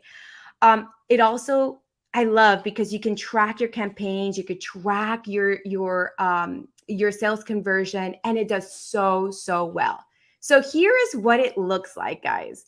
I am excited to show you what it looks like. So let's say you have a free ebook, and this free ebook is so that you can grow your list. And from that ebook, you convert your follower into your email list, which is one of the biggest things that I do. And just this week alone, I actually posted a reel a couple of days ago that says, hey, if you want XYZ or whatever, I was talking about a specific strategy, DM me blueprint. And then I went like this with the big old, text in my reel. And immediately, like it just starts automating. People would text me, DM me the word blueprint, and the automation flow would start.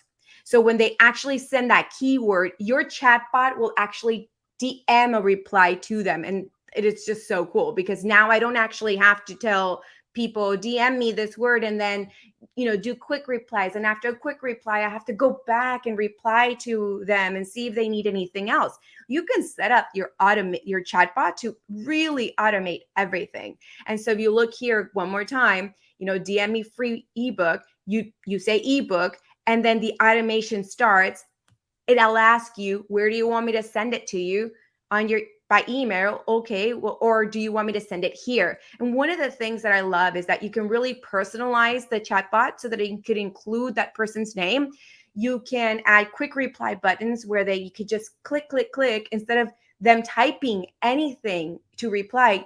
You set up quick reply buttons so they just click throughout the process instead of actually, you're reducing the amount of time that it takes them to reply. Because maybe sometimes they're like, well, I don't want to answer all these things. But if you already give them quick replies, they just click through the automation and you've got them already in.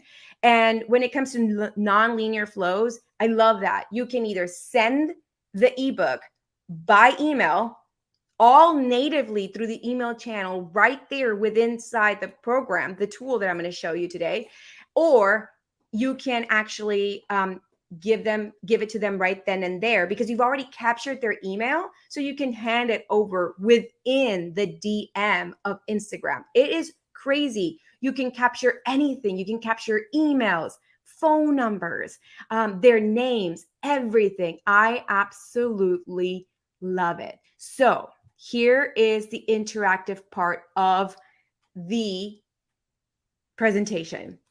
I want you to go to Instagram. I want you to type at THEJ Franco. THE, the letter J, FRANCO. And I want you to text SMDay22.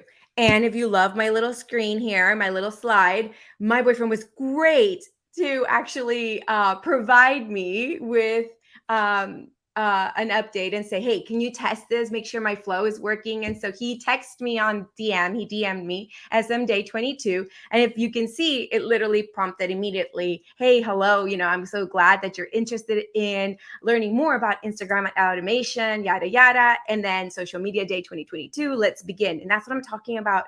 Quick replies. When you click, let's begin, then it literally starts the whole flow. So if you're following with me, I should be getting messages. I am now. There we go. I'm getting messages now on my Instagram telling me that, people are actually DMing me right now. So I love the flow. So make sure that you go to @TheJFranco, my Instagram page, message me, SMDay22. You're going to want to message me, because when you finish the automation, when you go through the flow, I'm going to gift you this exact automation workflow that I built specifically for this. It's called a keyword trigger. So I'm going to gift you the exact same flow. Like it's a clone. I'm going to give it to you. It'll send it to you by email, and you're going to be able to use it and implement it right then and there. And all you actually have to do is click edit and then change the keyword instead of SMDay22 to, bride, or to whatever keyword you want to use. And then just edit some of the messaging so that it reflects your information. And then that's it. Like, how cool is that? Oh my goodness. I have a question for you though on that. So SMDay 2022, does it have to be like, it's just like that, all in one row, right? All in one, SMDay22. You can have a capital S, like my boyfriend has in the little picture. I did a couple of variations just in case people accidentally didn't put in the right thing, but that's the reason why I put it right there on the slide also. SMDay22. Right. SMDay22. I'll actually make a banner for it too, because I had the spelling of her name right here, guys, if you haven't done it. But yeah. Also, I put 2022. It was a mistake. Oh yeah, I may have. I don't know if I added that one 2022, but I just added 22. Awesome. Yeah. I'm putting it here so people can see it. All right. So now, how do I get this, Jay? Where do I do this? And what is this called? So welcome to ManyChat. I am obsessed with ManyChat. Cammy's used it also. Some of us here in the marketing industry, we're really familiar with who ManyChat is. ManyChat is the #1 chat marketing platform in the world. It has sent over billions of messages in their last 6 years in business. It is definitely a Meta approved business partner. And because that's one of the main reasons one of the main questions that I get asked all the time is, Jay, is this legal? Is this right? Can we do that? Because Instagram tends to shut down anything that's third-party automation or anything that has to do with API and all that stuff. Next thing you know, I install an API and it doesn't work next week because they've already shut it down. But let me tell you, ManyChat and Meta are like best of friends. So I absolutely love it. There's no need for APIs. It's 100% official because they are a Meta business partner. So just so that you know, everything is perfect when it comes to the relationship between Meta and ManyChat. So it is ideal for your business. Now let's talk about the popularity. It is so popular. Now, I know I've told you that it's only been around for Instagram itself for about a year, but in these short 12 months, ManyChat, we really never knew how popular this was going to get. And I think that's one of the reasons why I actually jumped in so quick. I was very first to adopt, and I was at one of their summits, and I was like, okay, this is it. This is going to be so good for everyone. Whether you're a restaurant and you want to order takeout, you can automate that whole process. Whether you are a photographer or a bride photographer and you're trying to get leads for new brides, you can literally automate that, what that looks like, instead of you trying to reply back and remembering to reply back. Or what if you're not available during that time, and comment and sit in the DMs, conversations sit in the DMs that you haven't even actually gone back to. One of the things that I did for a client of mine was actually go back in there, because they actually did have a lot of DMs being sent to them, and automating that process, because they're just not the kind of person that they know what social media is. They love social media. They outsource social media, but they're not going to go in there and check their DMs and have conversations. And as you learned earlier, having that conversation with your audience is so important. Having that one-on-one touch point. You learned that earlier today in the live stream. And for me, that's same. It's so important to have a touch point, to have a real relationship with your client. And what more than to use it with DM automation? It is so popular right now. It's one of the fastest growing ManyChat products that they've ever launched. There's over 70 accounts right now in ManyChat that are specifically, Instagram DM automation. They've had over 400,000 automations built, and there's over 300 million direct messages sent to contacts. I like to say that I've contributed to those numbers. And I know that sounds like a lot, but guys, when you look at it in the perspective of how many business accounts are on Instagram versus there's only 70 accounts being active on ManyChat, we have 200 million business accounts on Instagram.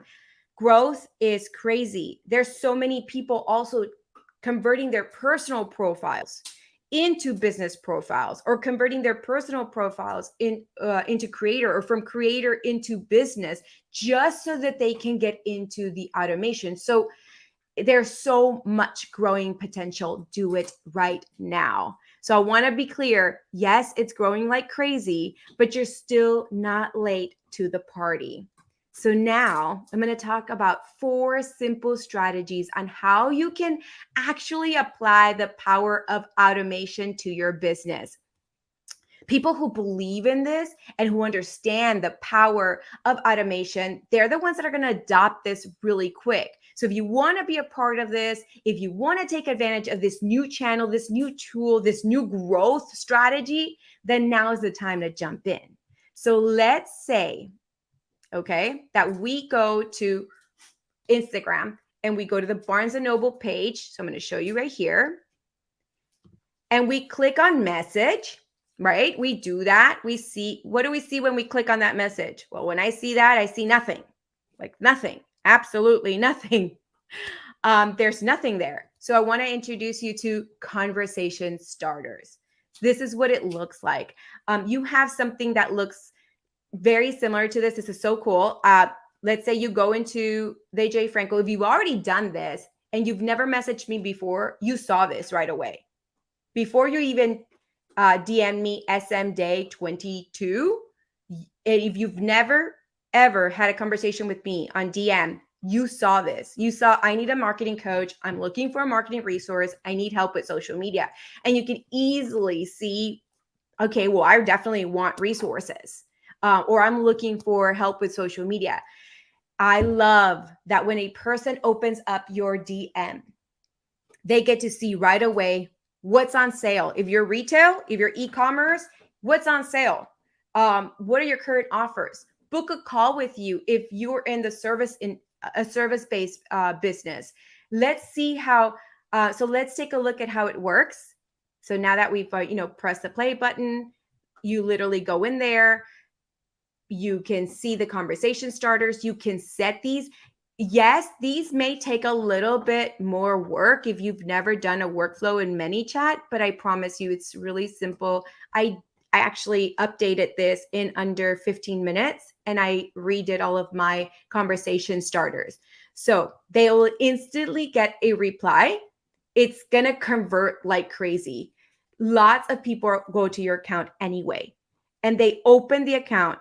And what do they see? They see nothing. So it's kind of like, so what do I say? Do I talk to them? Do I say hi? As a consumer, when I go to the Barnes & Noble page and I'm going to DM them, I have to stop and think about what I'm going to DM. But if I see clearly, that there's support for an order, and that's exactly what I'm DMing them for, I'm going to click support for my order. What is your order number? Bloop. What is this? Bloop. What is that? And literally you could just keep tapping all the prompts and the quick replies until I get the response that I need as a consumer. So it's really amazing. You can have up to 4 conversation starters. I put 3 on mine. So you could just do 1. If you're in e-commerce, and say, hey, sign up for my newsletter and get, a coupon for 15% off.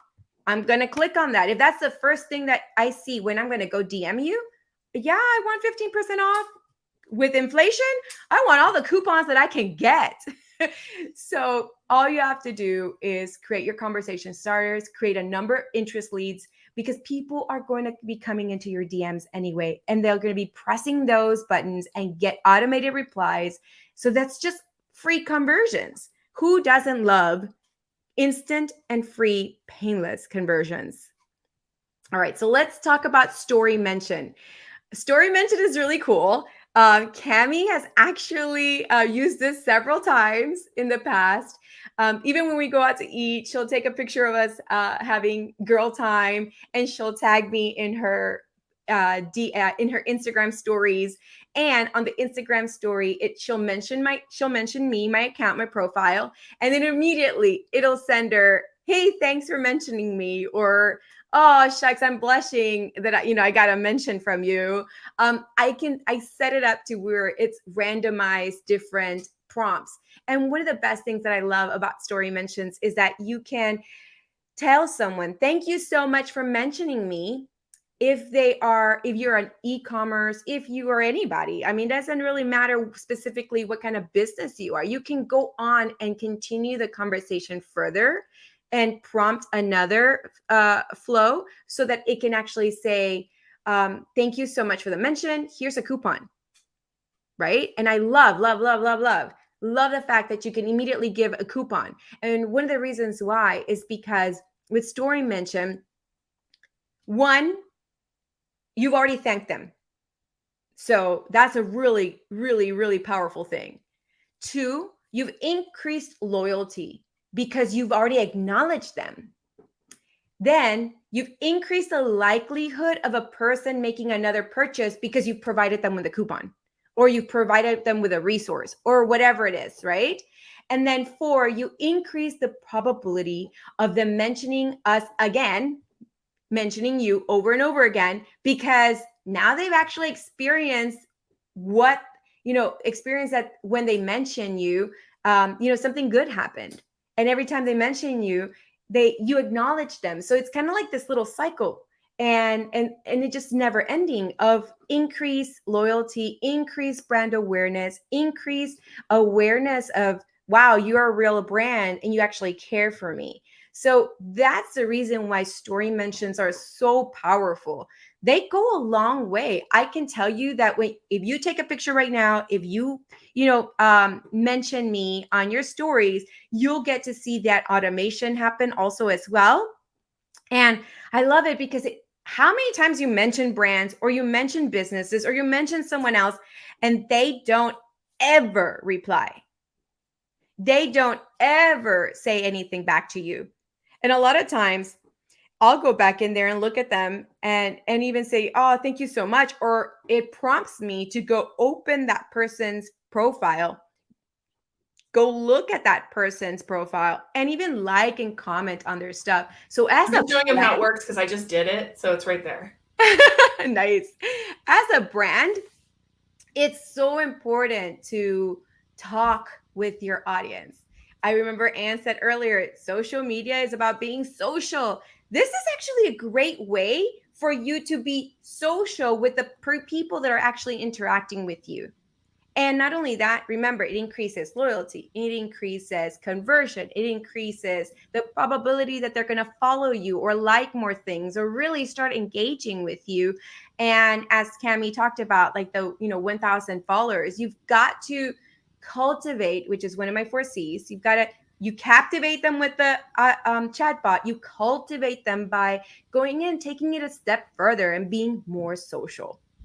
So now that we talked about story mentions and how much I love story mentions and how cool it is, let's go into comment automation. The comment growth tool is really cool, guys.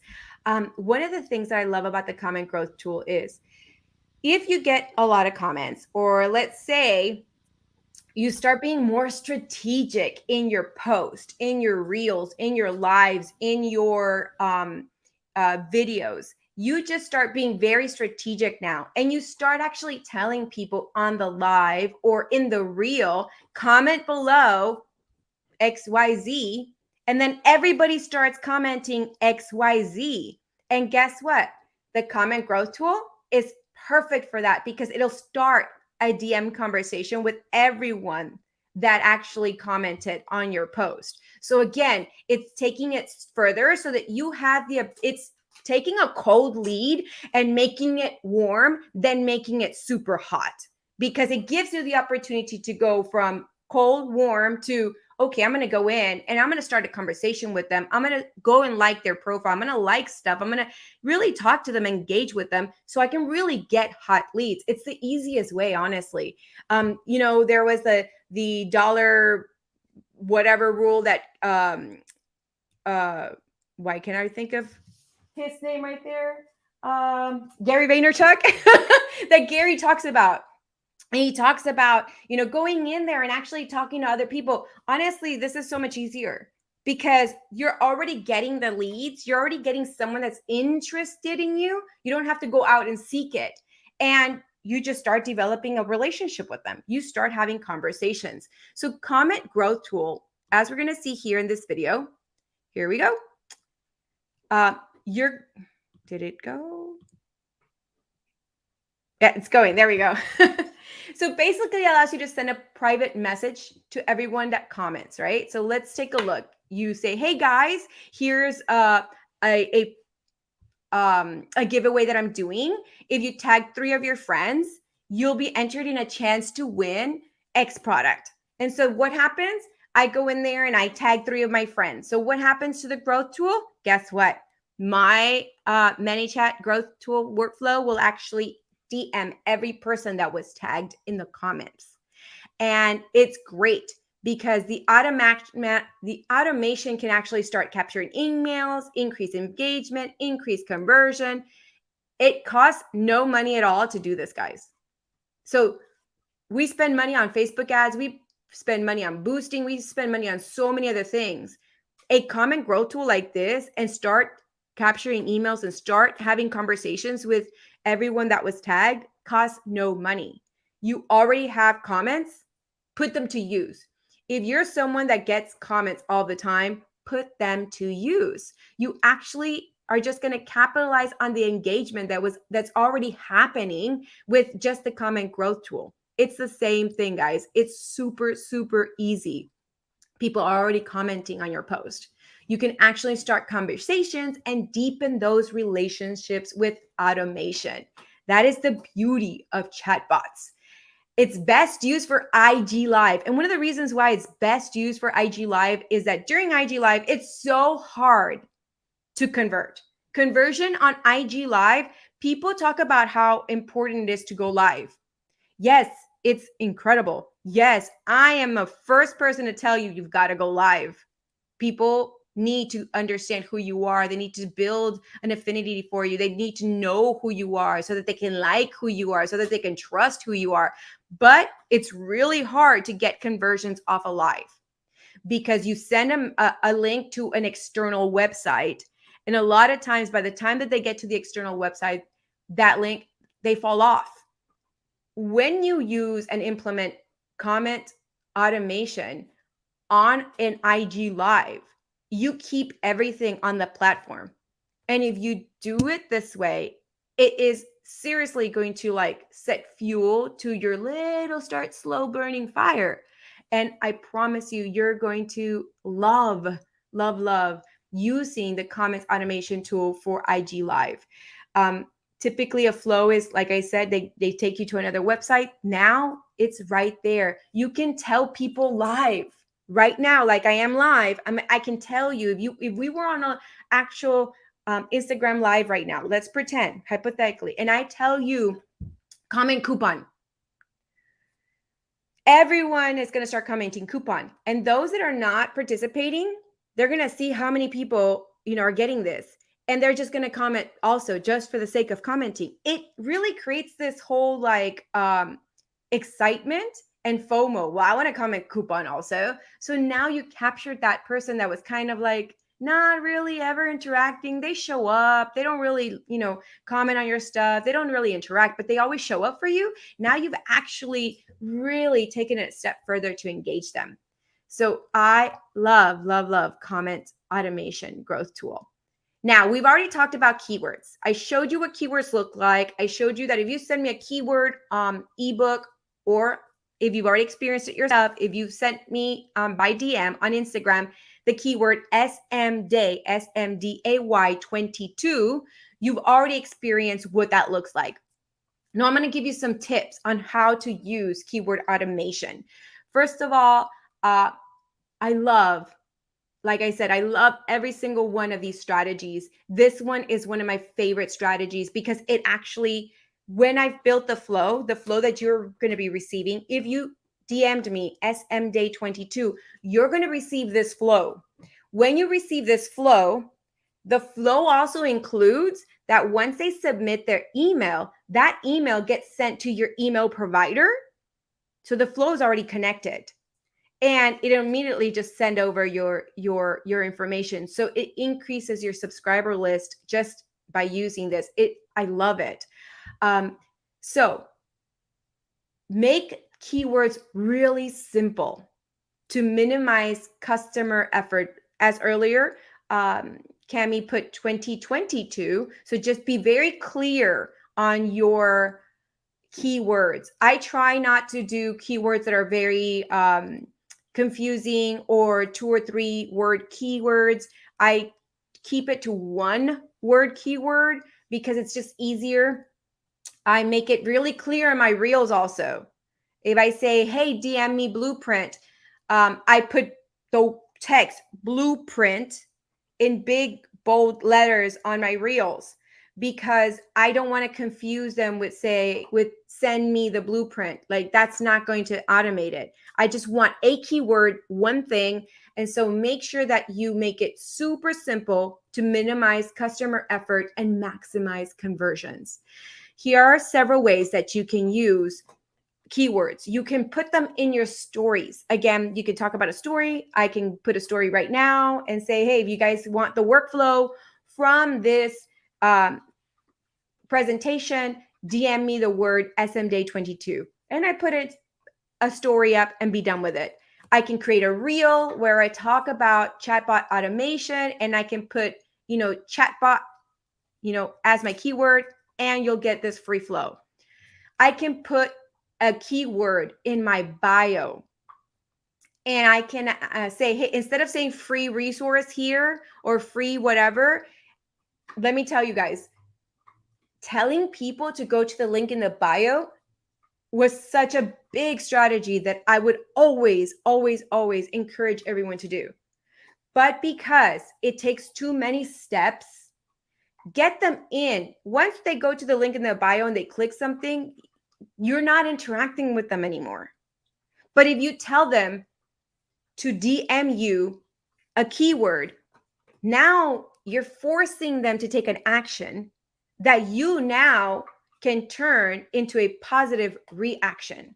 And I love that you can continue to develop and foster those relationships so well. Again, put them in your captions. When you write your long blog style captions or a quick caption, add the keyword in your caption and also provide keywords in your live so that you can increase conversion. All right, so now you've seen the keyword automation in action. Don't forget to DM me, SMDay22, to get the exact workflow. I'm so afraid of pressing present because I feel like it's gonna like blank out everything and remove my notes. That's why you're having to see it this way. So I am so sorry. I apologize for those of you that can't see the workflow. This is what the workflow looks like. Set your keyword. Let me see if I can make it bigger. So for this one, oops, it's SMDay22, SMDay22 in capital. Then it'll start the trigger. It'll give you the message. They press let's begin. What's your first name? What's your last name? Can I have your email? And then from the email, it sends it to my email provider and it automatically enrolls them into my email welcome sequence. Remember when I said I love email marketing? I mean, this is the best way to get them hot and really continue those touch points and go from warm to extra hot leads. Next, it'll send them the stack. Perfect. Thank you. I'll send you this to this email. So in case you put the wrong email, you'll find out. So you won't get anything if you put the wrong email. And then here's the email that it gets sent. And then they download now, which you're able to do. And I just love. Whoops, my stuff went everywhere. I didn't lock that. Love the way this works. Make sure that you grab this. DM me SMDay2022. 22 only. Because it's so simple. It's a plug and play. It gives you the link to ManyChat so you can set up your account. It gives you the link to this flow so that you can add this flow into your ManyChat account. It's just plug and play, super easy. Duplicate it. You can actually click here, the little 3 buttons here, and duplicate this and create one for a different keyword. You can edit the whole flow. You can do so much with just this one. And it's incredible. So now that we've gone over all this, I want to thank you so much for your time. I try to keep it fast. Email me if you have any questions. If you are ready to hyper grow with DM automation, make sure that you scan the QR code and get on a strategy call to see how to implement this incredible growth strategy into your marketing. Thank you so much. I'm Jay Franco, or otherwise known as the Profitable Social Boss. Thank you for having me today on Social Media Day. Yay. Thank you, Jay. You went a little bit over, but that's okay because there's a lot of questions. So I know there's a bunch of questions that we didn't answer 100%, but that's okay. I'm going to bring Ann in too, and we can either go over them real quick, or you can send her, if you've enrolled in her. No, absolutely. Automation. Answer the questions, because I was saying we'll put this all on here. We'll have our little moment. I was like, Cammie should never put me on after today. And we'll get going. But I think definitely if you have questions that come up like later when you're watching this in replay, because this whole thing can be watched in replay. By the way, share this out there with any, like right now, if you guys could do me a favor and share so that we can get a really good audience for Ann here in a minute. But also people can look at this later. This whole day is recorded so they can come back and see all the cool stuff. So I'm excited about that.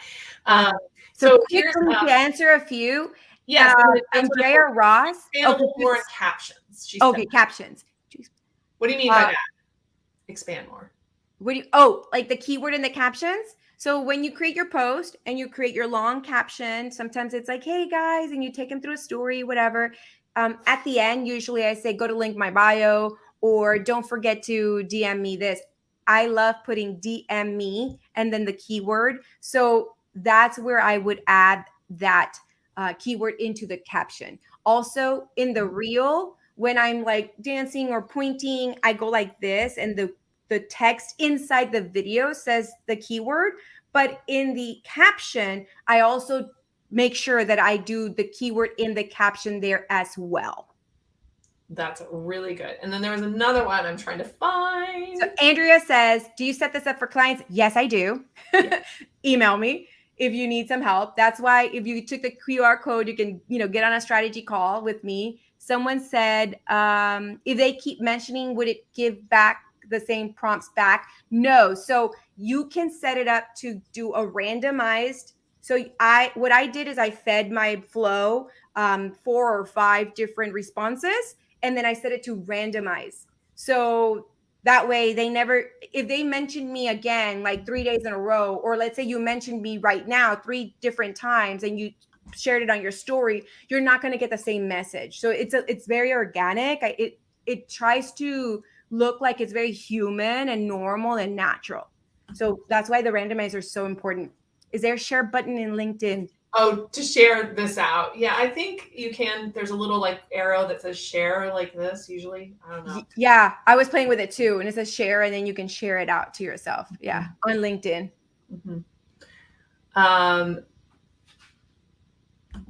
Yeah, the entire content was there. Thank you very much. Yes, I think these are amazing speakers. These guys are unbelievable. We've had a really, really good group today. I think that was, she did get the flow and she texted. Okay, here's one. Yeah, that's a good one. So Brandy, okay, so I'm gonna like give you a quick way to see my conversation starters. You got the flow. If you got the flow and actually got, the email and everything, go into your DMs, slide it, delete the conversation with me completely. You're like, what? No, I want it. Just delete it. You can always DM again, SMBHOU 2022, so that you can go back. Cammie, you stumped me there. So delete it, Brandy. Now go back into the DMs and you should be able to see the conversation starters. So if you've messaged me before, you won't see conversation starters. Right. If you've never messaged me, let's say, again, I'm a new person going into to Barnes & Noble, and I don't know what to tell them. I've never had a conversation with them. I'm kind of shy. Like, what do I send them? This is a great flow to add into your DM automation so that it creates instant conversion. Favorite link in bio tool. Oh, I don't have a favorite link in bio tool. I use my website. And the reason why is because Google Analytics will track everything that I have on my page. I can see the traffic going directly instead of sending traffic to a third-party tool and then losing that traffic within that tool.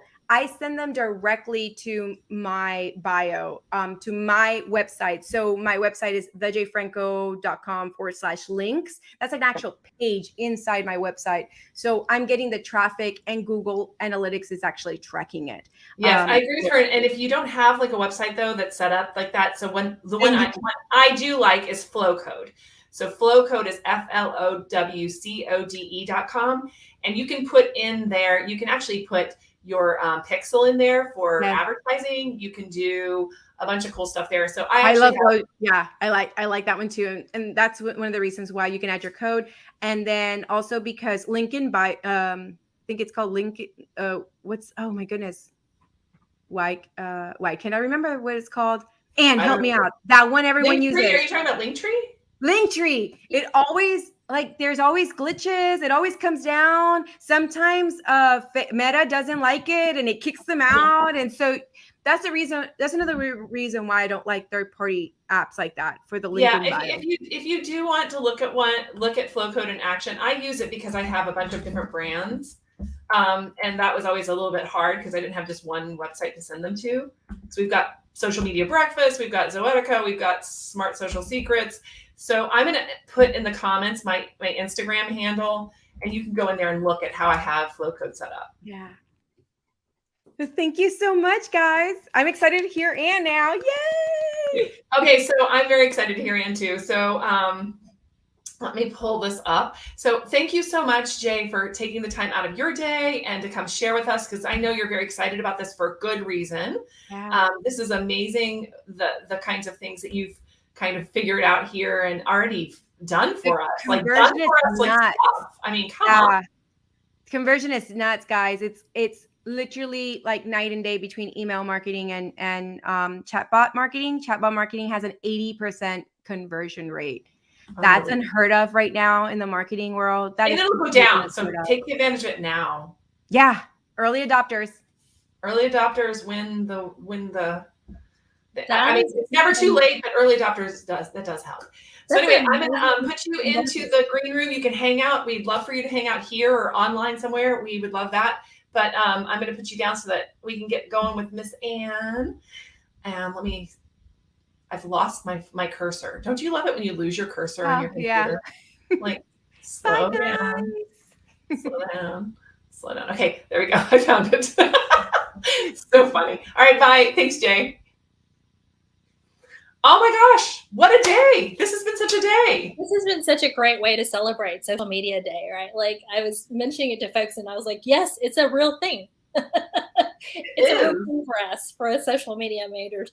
So I did a different thing. I uploaded the slides because this is a new feature to me on StreamYard too. And it's showing up as another. What do I have to do?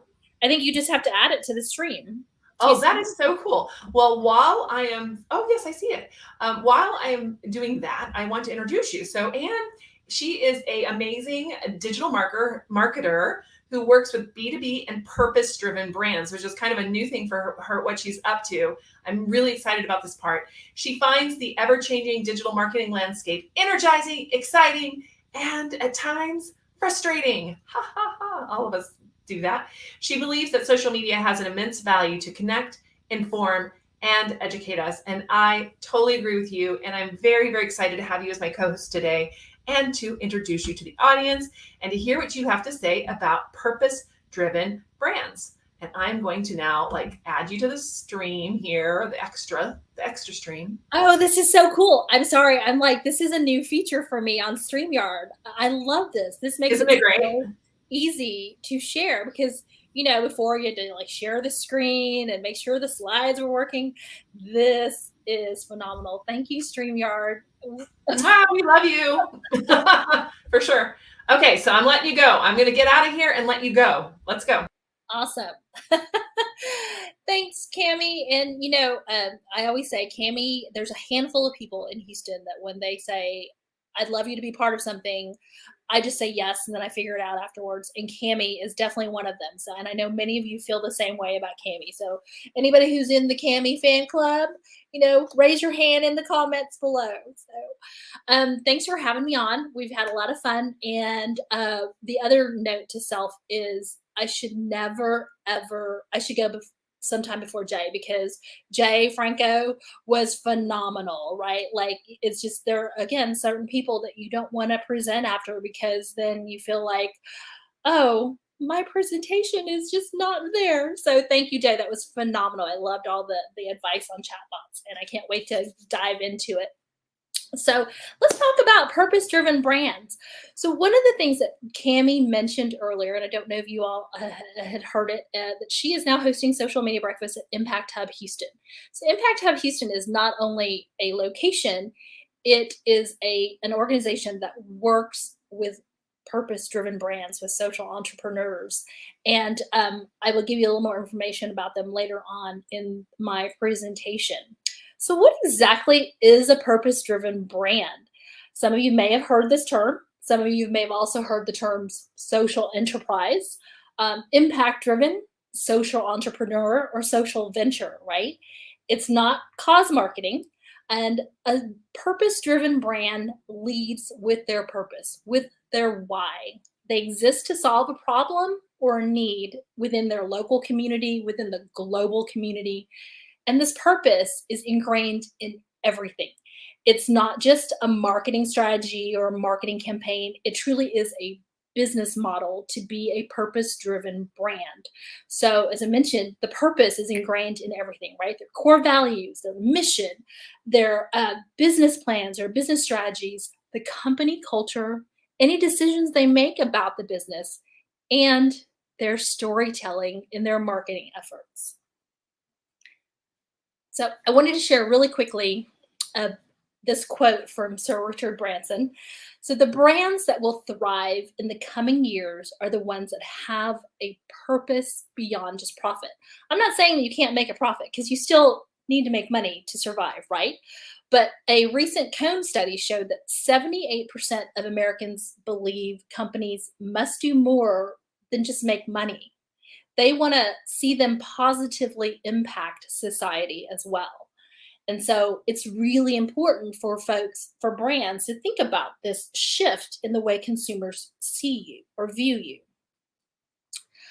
So here's a couple of purpose-driven brands that you may know. Who's familiar with Tom's? Who's purchased a pair of Tom's shoes, right?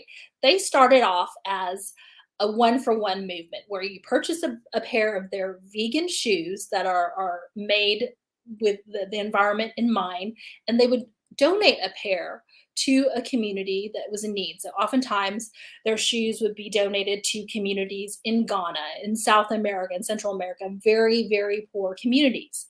Now that helped build their business, but they've shifted that model to now expanding to a third of their profits are used for grassroots good, which meaning they are partnering with local farmers, local businesses to really support those grassroots efforts and also continue to drive like sustainable change for these communities. So that's definitely a brand that we are all familiar with, who lives and walks their talk, right? As I mentioned earlier with Chih, not only do you talk the talk, but you've got to walk this walk. Another purpose-driven brand that you may be familiar with is Dove. So I use Dove. I've used Dove since I was a child because it was the brand that my mother used, right? But when you take a look at them now, Dove has shifted their communications and their marketing efforts. I'm not saying that they did not support these efforts in the past, but they definitely communicated better. And I believe it's been probably the last 18 years or so where they shifted to leading with their purpose of advocating for women and girls and redefining what the beauty norms are, right? Like to be more inclusive, to represent the wide spectrum of people that live on this planet. Guess what? Their sales increased from 2.5 billion to 4 billion. So do you think walking that walk made a difference in their revenue? Yes, it did. That's a huge leap in revenue.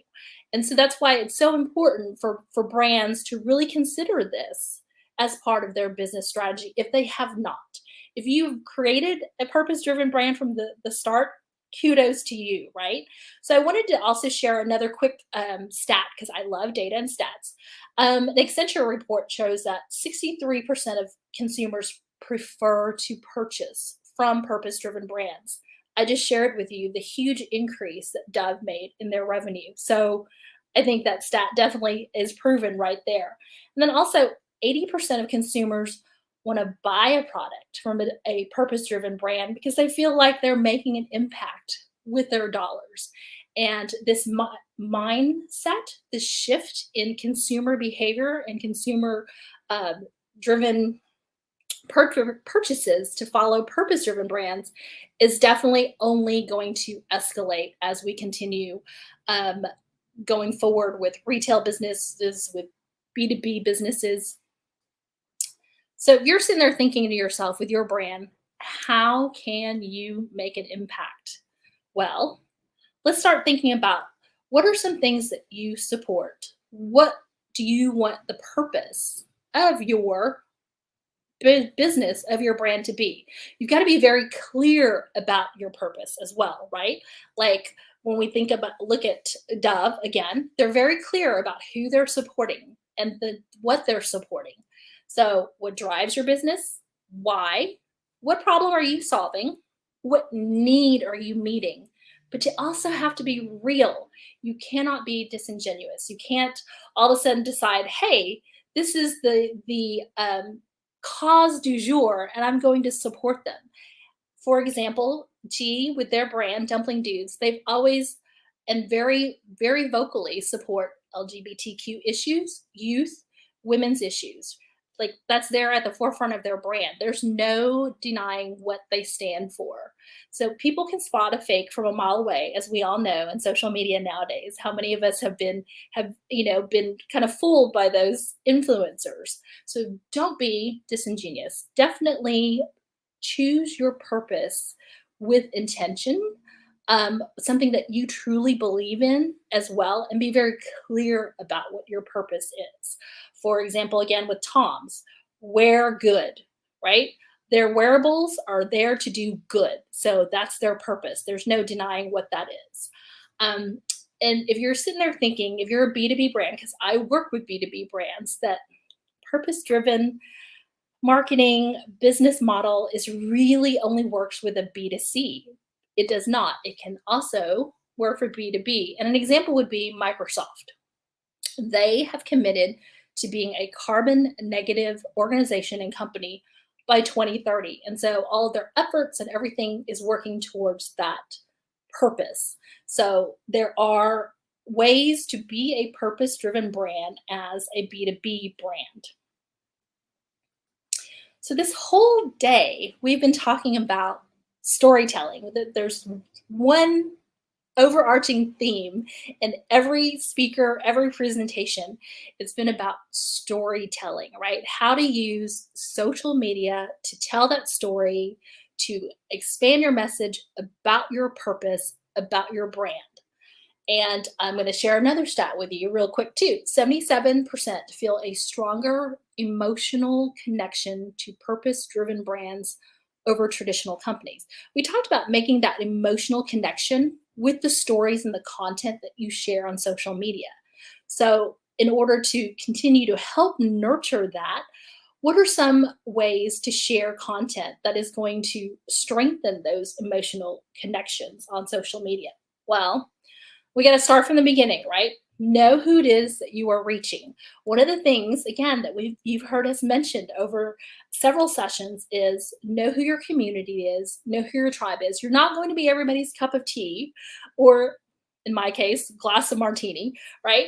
Then you've got to know who it is that you are serving, who will be attracted to your brand, and where you're going to find them. Again, very just basic steps of social media and marketing 101. Know where your community resides. If you are going to find them on Facebook, utilize Facebook. If they love Instagram, like Jay Franco's community who loves Instagram, utilize Instagram to the best of your ability and to your advantage for your purpose-driven brand. Now, what stories can you share that are going to reflect your mission and your purpose? Don't just be out there talking about your product or, hey, buy this from me. Hey, please donate here. What stories are going to reflect your mission and your purpose? Just like Snap, who shares these stories about happy endings, right? These are the animal companions they serve and they're humans they serve, and there are happy outcomes to how they serve the animal and human population. So, and also, what stories will you share that feature how you've helped, how you solved a need, and how you've made an impact? I'm going to share a few examples with you really quickly. So this is on the Tom's Instagram website, so Instagram feed, I'm sorry. So if you go to Tom's Instagram feed, you will see that there are photos of their product, but there are a lot of content that is just like this. This is the founder of the Dinner Party, which is an organization that they absolutely support. And so they shared Carla's story and why she founded the Dinner Party. And then they also put in there what they're supporting. When you buy Tom's, you help fund access to mental health resources for millions of people who need them. That's the why, right? It's not saying, go buy my shoes, go buy these shoes, go buy these products. When you buy them, this is what your purpose is helping with. This is what you're contributing to the world. Sorry, I love this. I love these business models, and so I get really excited talking about them. So this is another example of Tom's. Another founder creating Brave Trails, which is another organization that very specifically share what this organization is all about. They support, in this case, they support LGBTQ youth, right? And again, they type in there, when you buy Tom's, you help fund access to mental health resources. They're very clear about their purpose. Here's an example from Dove's Instagram feed. I love Dove's Instagram feed because very, very few images of their product are there. I'm not saying that they don't have images of their product, but there are stories like this. And I love this because this is one of their partners, one of the influencers they use. And as you can see, she's Asian. She's got her mom on there. And the women and the girls that they feature are diverse, inclusive. And it's not only, just women-X, I should say. But I love that because it's not the norms of beauty that we have so had in marketing for so long, where everybody's perfect and it's unattainable, right? So this is definitely a great example. And then another one I wanted to share real quick, they're highlighting their product here, but look at what's happening in the visual. This could be your grandmother, this could be your mom. This is not a supermodel that you can't attain to be. And so I love that they are very real and very authentic about who uses their products. They know their community, they know their tribe, they know who truly uses their product. And Patagonia is definitely another purpose-driven brand. So when you think about Patagonia, you think about products, outerwear, all these things, and you go to their website, and what do you expect to see immediately, right? The products, the shop. This is the first thing you see when you go to the Patagonia website. Are you arrestable? Doesn't that make you stop? It goes, okay, what is this all about? Well, Patagonia, as you all may know, really absolutely supports climate and the environment and climate efforts and actions towards making sure that we have a planet to continue to live on. And wouldn't this make you stop? Isn't this arresting in itself, this visual? They share how you can be a non-violent climate activists. And then you finally scroll down a little more and you see some products, right? But their whole website, and I encourage you to go check it out, is about stories of people who are making an impact and affecting change in the world. The photos just happen to have Patagonia product in their images, right? People using the Patagonia product, but it is not the focus of these stories. The focus of the stories are the good and the purpose that they serve. And so I love this. And so these are great examples of how you can be creative in your storytelling as a purpose-driven brand. Give them something to talk about, right? And again, your brand, your purpose may come across as controversial to others, and you don't have to be liked by everybody. As we've said multiple times, you will find the tribe, you will find the community who absolutely supports you by continuing to stand up for what you believe in and what your purpose is. Yes, I love Patagonia. And then, so I've shared these examples with you, right? Any other questions about, what type of content, what stories to share?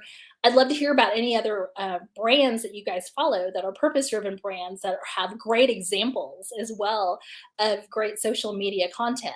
And so it just all goes back to what we've been talking about all day. Know your community, know what stories will resonate with them, what content will resonate with them, and then continue to share that type of content. Educate, use humor, inform, but don't be afraid to be yourself. Don't be afraid to be authentic, and also offer value first and foremost, right?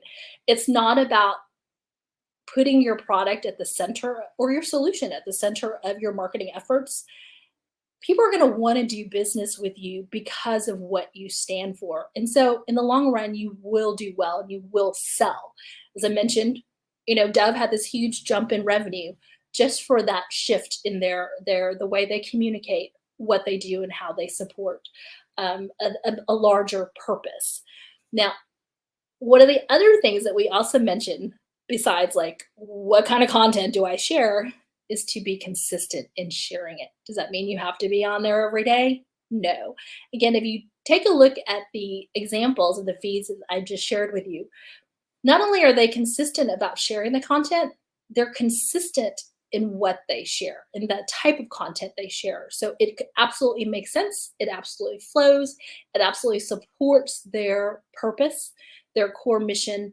So there's no unclear messaging about what their purpose is. One of the things that Cami had mentioned previously in her 4 C's was clarity. So absolutely, that is a continuing theme in all of any kind of content creation for any brand, the clarity in your messaging.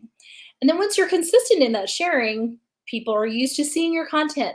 People are going to be more willing to share the content with their social networks because they want to help amplify what it is that you are doing. They want to help amplify your purpose of your brand. And so that's my very quick, short, here's how to help your purpose-driven brand have some impact on social media. I'd love to hear any comments or questions. Chih, I'm sorry. 99% of our media and news publication mentions are not about our products, but our story. Absolutely. The product just so happens to be in the story, and storytelling is also a great PR tool. Now, I did mention Impact Hub Houston to you previously, right? Cami and I are both members in full transparency, and I also help them out with their marketing efforts. And they are an organization here in town that works with purpose-driven brands. Typically, the organizations or the brands that they support are working to achieve the United Nations Sustainable Development Goals. There are 17 of them. And I bet you that you're going to find something that resonates with you. And so one of the things that we've done with Impact Houston is in order to, instead of saying, okay, we've got these events that are supporting members or we're doing this, we are now switching our content to really feature more of the members, what they're looking to accomplish, and how Impact Hub is supporting them. And that has really helped our engagement in social media. We have increased the number of live streams that we're doing as far as featuring members as well. And so wanted to share that tidbit about the content and storytelling that's working for a local organization or an organization that I'm a part of. And if you guys would like to learn more about Impact Hub Houston, it's houston.impacthub.net. And if you guys would like to connect with me, if you're on your laptop or your desktop, there's my LinkedIn QR code, and then Twitter. I'm also a huge Twitter user, so that is my user ID or username on Twitter. I'd love to connect with you there as well. And I've really appreciated your attention today, and thank you so much, Cami, for putting all of this together. This was wonderful. Oh my goodness, this was so good. Thank you so much for kind of laying this out. I think having a purpose-driven brand is something that all of the research right now shows that people and customers want their brands to stand for something. And it's harder and harder to stand for things, I'd say. And I think this was the thing you said was Houston Impacts. I'm just putting it here real quick. Well, we talked about being a differentiator before, right? And how do you differentiate your brand from somebody else? And this is how you, this is definitely, I think, a great way to do so, is to have a purpose behind, your marketing your products. Yeah, 100%. So that being said, too, I'm just going to bring us up here. We're at the end of our day. I am so excited that you guys stayed with us. Those of you who stayed us the whole time, thank you. Let me know if you were somebody who stayed the whole time. It's fine if you didn't, but let me know if you were one, or if you're watching this in replay, let me know that too. Also, you can keep in touch with us with going to SMBHOU.com. We have a website there that has all of the replays of all of our past events and episodes and things that are upcoming there as well. So I would love for you to keep in touch with us there. You can also get on our email newsletter there so that you can be notified. Some of you probably got a notification of me we're live right now, right before we came on by email. And we are so glad that you came and that you spent the half of the day with Ann and I. We appreciate you so much. Oh, yes. Jay, whole time live. Yes. Yay, Jay. Yeah. And yes, this is a good one. Yeah, Michael has a good point there, is that having the QR code on the slide is a great tip. A couple of you did that. I think Jay did that too. So good job, guys. I love QR codes. I've always thought that they were useful for something, and I guess that was one of the good things that came out of the pandemic. Just COVID, I guess. I don't know. It was crazy. Okay, suddenly you didn't need a menu. You could just scan to get your menu. Anyway, cool, guys. All right. Well, so that's all for today. I'm going to end the broadcast because, we've taken a lot of your time today, but so happy that you were here. Thank you so much for spending time with us again. And next Friday, again, we're going to be at the Impact Hub Houston, and I'd love for you to come, or either live or online. We're going to do both, and just pray for me that I actually get all of that tech stuff figured out. Like I met with Andrew yesterday and we were like, where do I plug this? Like anyway, it's crazy. So we will work on that. But anyway, I'm really excited about it. And there you go. Yeah, who knew that QR Thank you code? to all of our speakers today too. Thanks to Jay. Yeah. Jay, The Dumpling dudes, Magali. Yeah, just amazing speakers. And thank you. We will be getting in touch with you and telling you how much we love you afterwards. So thank you so much. And I am going to end it. You stay with me. You can't go anywhere, Anne. You stay with me, okay? All right. Talk to you later. Bye.